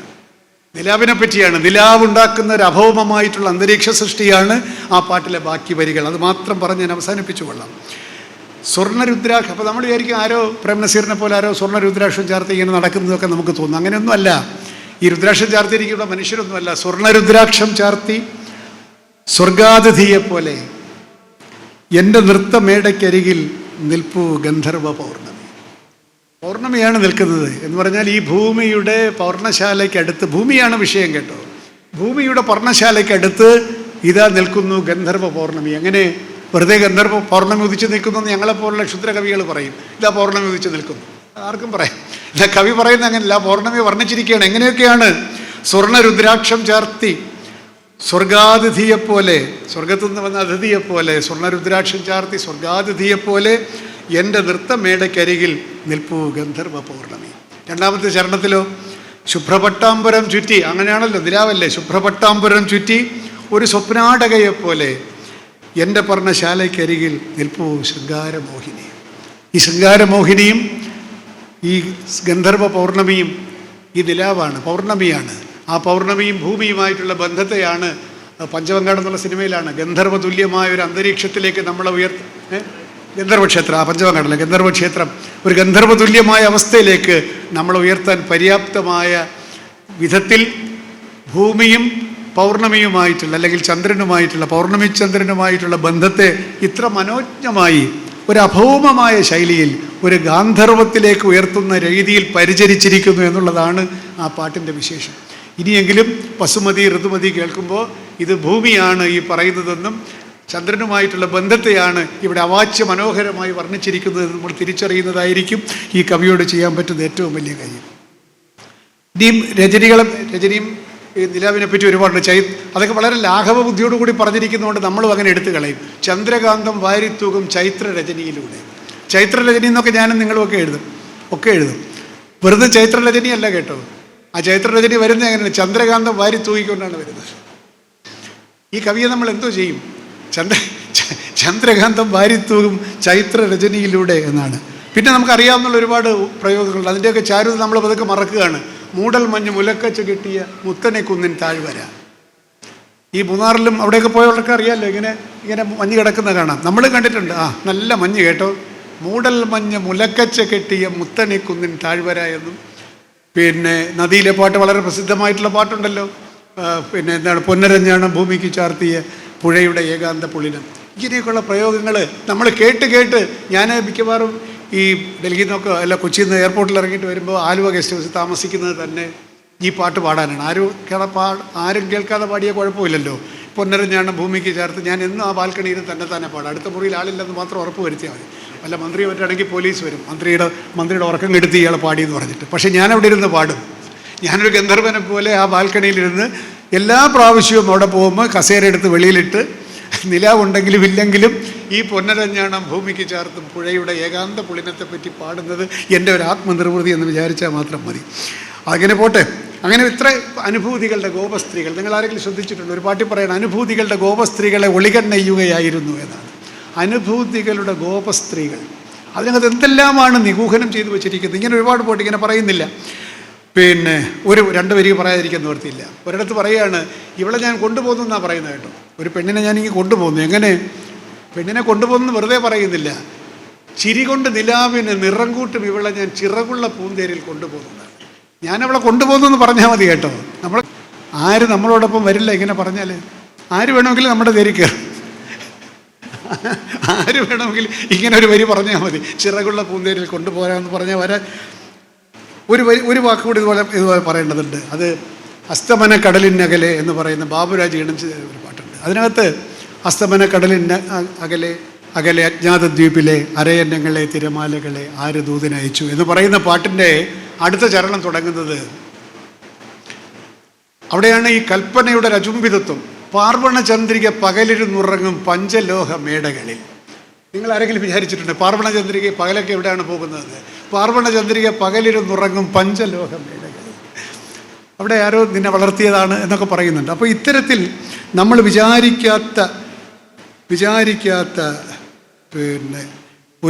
വിചാരിക്കാത്ത രീതിയിൽ ഭാവനകളുടെ ലോകത്തേക്ക് കടന്നുപോയ ഒരു ഭാവനാ കുബേരനാണ് ഈ കവി. അദ്ദേഹം പ്രണയഗാനം എഴുതുമ്പോൾ ആ പ്രണയഗാനത്തിലുമുണ്ട് ഒരു ഗന്ധർവ സ്പർശം. ഒരു പാട്ട് ഇത്തിരി വിശദീകരിച്ചിട്ട് ഞാനിപ്പോൾ അവസാനിപ്പിക്കാം. എന്ന് പറഞ്ഞാൽ വയലാറിൻ്റെ ധീരത എന്തെന്ന് ചോദിച്ചാൽ, മറ്റൊരു ഗാനരചയിതാവും കവിയും ചെന്ന് തൊടാൻ സാധിക്കാത്ത, ധൈര്യം കാട്ടാത്ത വാക്കുകളെ എടുത്തു വച്ചിട്ട് അതിൻ്റെ ചുറ്റും അത്ഭുത ശില്പം തീർക്കാൻ ഈ കവിക്ക് സാധിക്കും എന്നുള്ളതിൻ്റെ ഒരു ഉത്തമ ഉദാഹരണം. അതിൻ്റെ പ്രാസഭംഗി ഞങ്ങളാരും നിർബന്ധിച്ചാൽ പോലും അങ്ങനെ ഒരു വാക്കുകൊണ്ട് പാട്ട് ആരംഭിക്കില്ല. എന്താണെന്നറിയാമോ? മാനത്ത് കണ്ണികൾ. ആരെങ്കിലും പാട്ട് എഴുതാൻ കൊള്ളാന്നുള്ള വാക്കാണോ മാനത്ത് കണ്ണി? മാനത്തു കണ്ണികൾ മയങ്ങും കയങ്ങൾ. അതിൻ്റെ പ്രാസഭംഗി നോക്കണം കേട്ടോ. മാനത്തു കണ്ണികൾ മയങ്ങും കയങ്ങൾ മനോരമേ നിൻ നയനങ്ങൾ. തീർന്നില്ല. അവയിൽ മുഖം നോക്കും എൻ്റെ വികാരങ്ങൾ ആവേശഭരിതങ്ങൾ. പോരെ? നമ്മളെപ്പോലുള്ള കലാകാരന്മാർ ഇതിൽ കൂടുതൽ എന്ത് പറ്റിപ്പോൾ നമുക്കെന്ന് തോന്നിപ്പോവില്ലേ? ആവേശഭരിതങ്ങൾ. ആ പ്രാസഭംഗിയാണ്. മാനത്ത് കണ്ണികൾ, അവളുടെ കണ്ണിനെ പറ്റിയാണ് കേട്ടോ. മനോരമേ നിൻ നയനങ്ങൾ അവയിൽ മുഖം നോക്കും എൻ്റെ വികാരങ്ങൾ ആവേശഭരിതങ്ങൾ. ഈ ആവേശഭരിതം കൊണ്ട് ഇനി കവി പറയുന്ന രണ്ട് ചരണം കൂടെ പറഞ്ഞ് ഞാൻ അവസാനിപ്പിക്കുകയാണ് കേട്ടോ. യഥാർത്ഥത്തിൽ അവസാനിപ്പിക്കുകയാണ്. പക്ഷെ അത് പറയാതിരിക്കാൻ നിവൃത്തിയില്ല.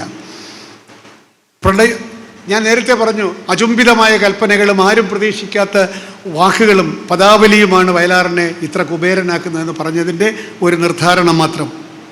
അടുത്ത വരികളാണ് കേട്ടോ. പ്രണയോപനിഷത്തിലെ കയ്യക്ഷരങ്ങൾ.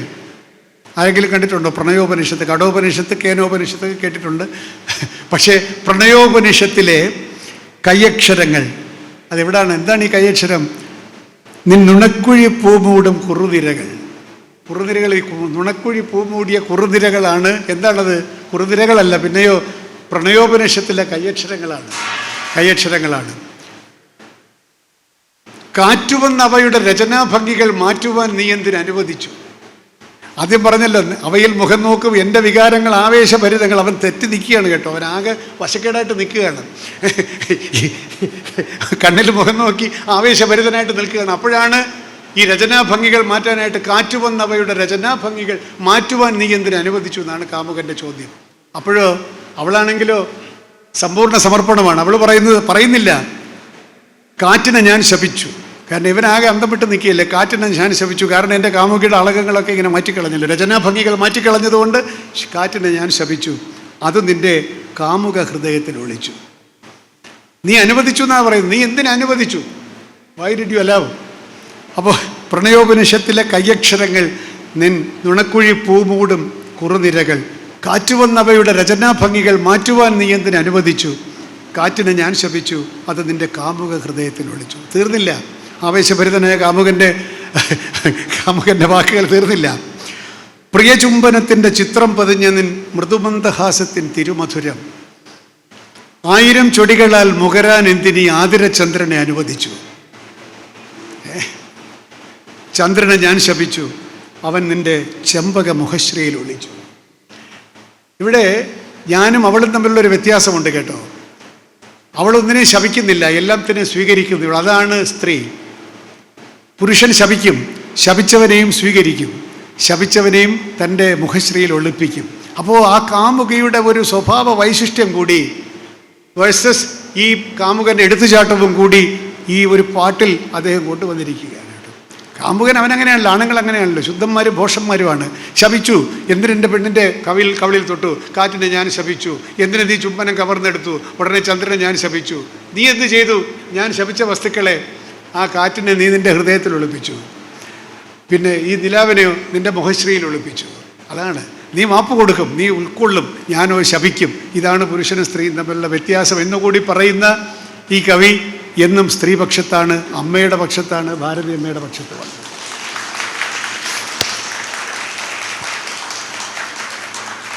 ഇന്ദ്രധനുസിൻ്റെ തൂവൽ കൊഴിയുന്ന ഈ തീരത്ത് ഇനി എന്നെങ്കിലും ഈ ഗന്ധർവകവിയുമായി ഒരു കൊച്ചുകുമാരനായി അദ്ദേഹത്തോടൊപ്പം നടക്കാനും എനിക്കും സാധിക്കട്ടെ എന്ന് മാത്രം പറഞ്ഞുകൊണ്ട് ഇപ്പോൾ തന്നെ ദീർഘമായി പോയ പ്രഭാഷണം ഇവിടെ അവസാനിപ്പിച്ച് ആ ഭാവനാ കുബേരനായ കവിയുടെ ദീപ്തമായ ഓർമ്മകൾക്ക് മുമ്പിൽ എൻ്റെ ആദരവിൻ്റെ സ്നേഹത്തിൻ്റെ ഒരു പുഷ്പദളം മാത്രം എടുത്തു വെച്ചുകൊണ്ട് എൻ്റെ വാക്കുകൾ നിർത്തട്ടെ. നന്ദി, നമസ്കാരം.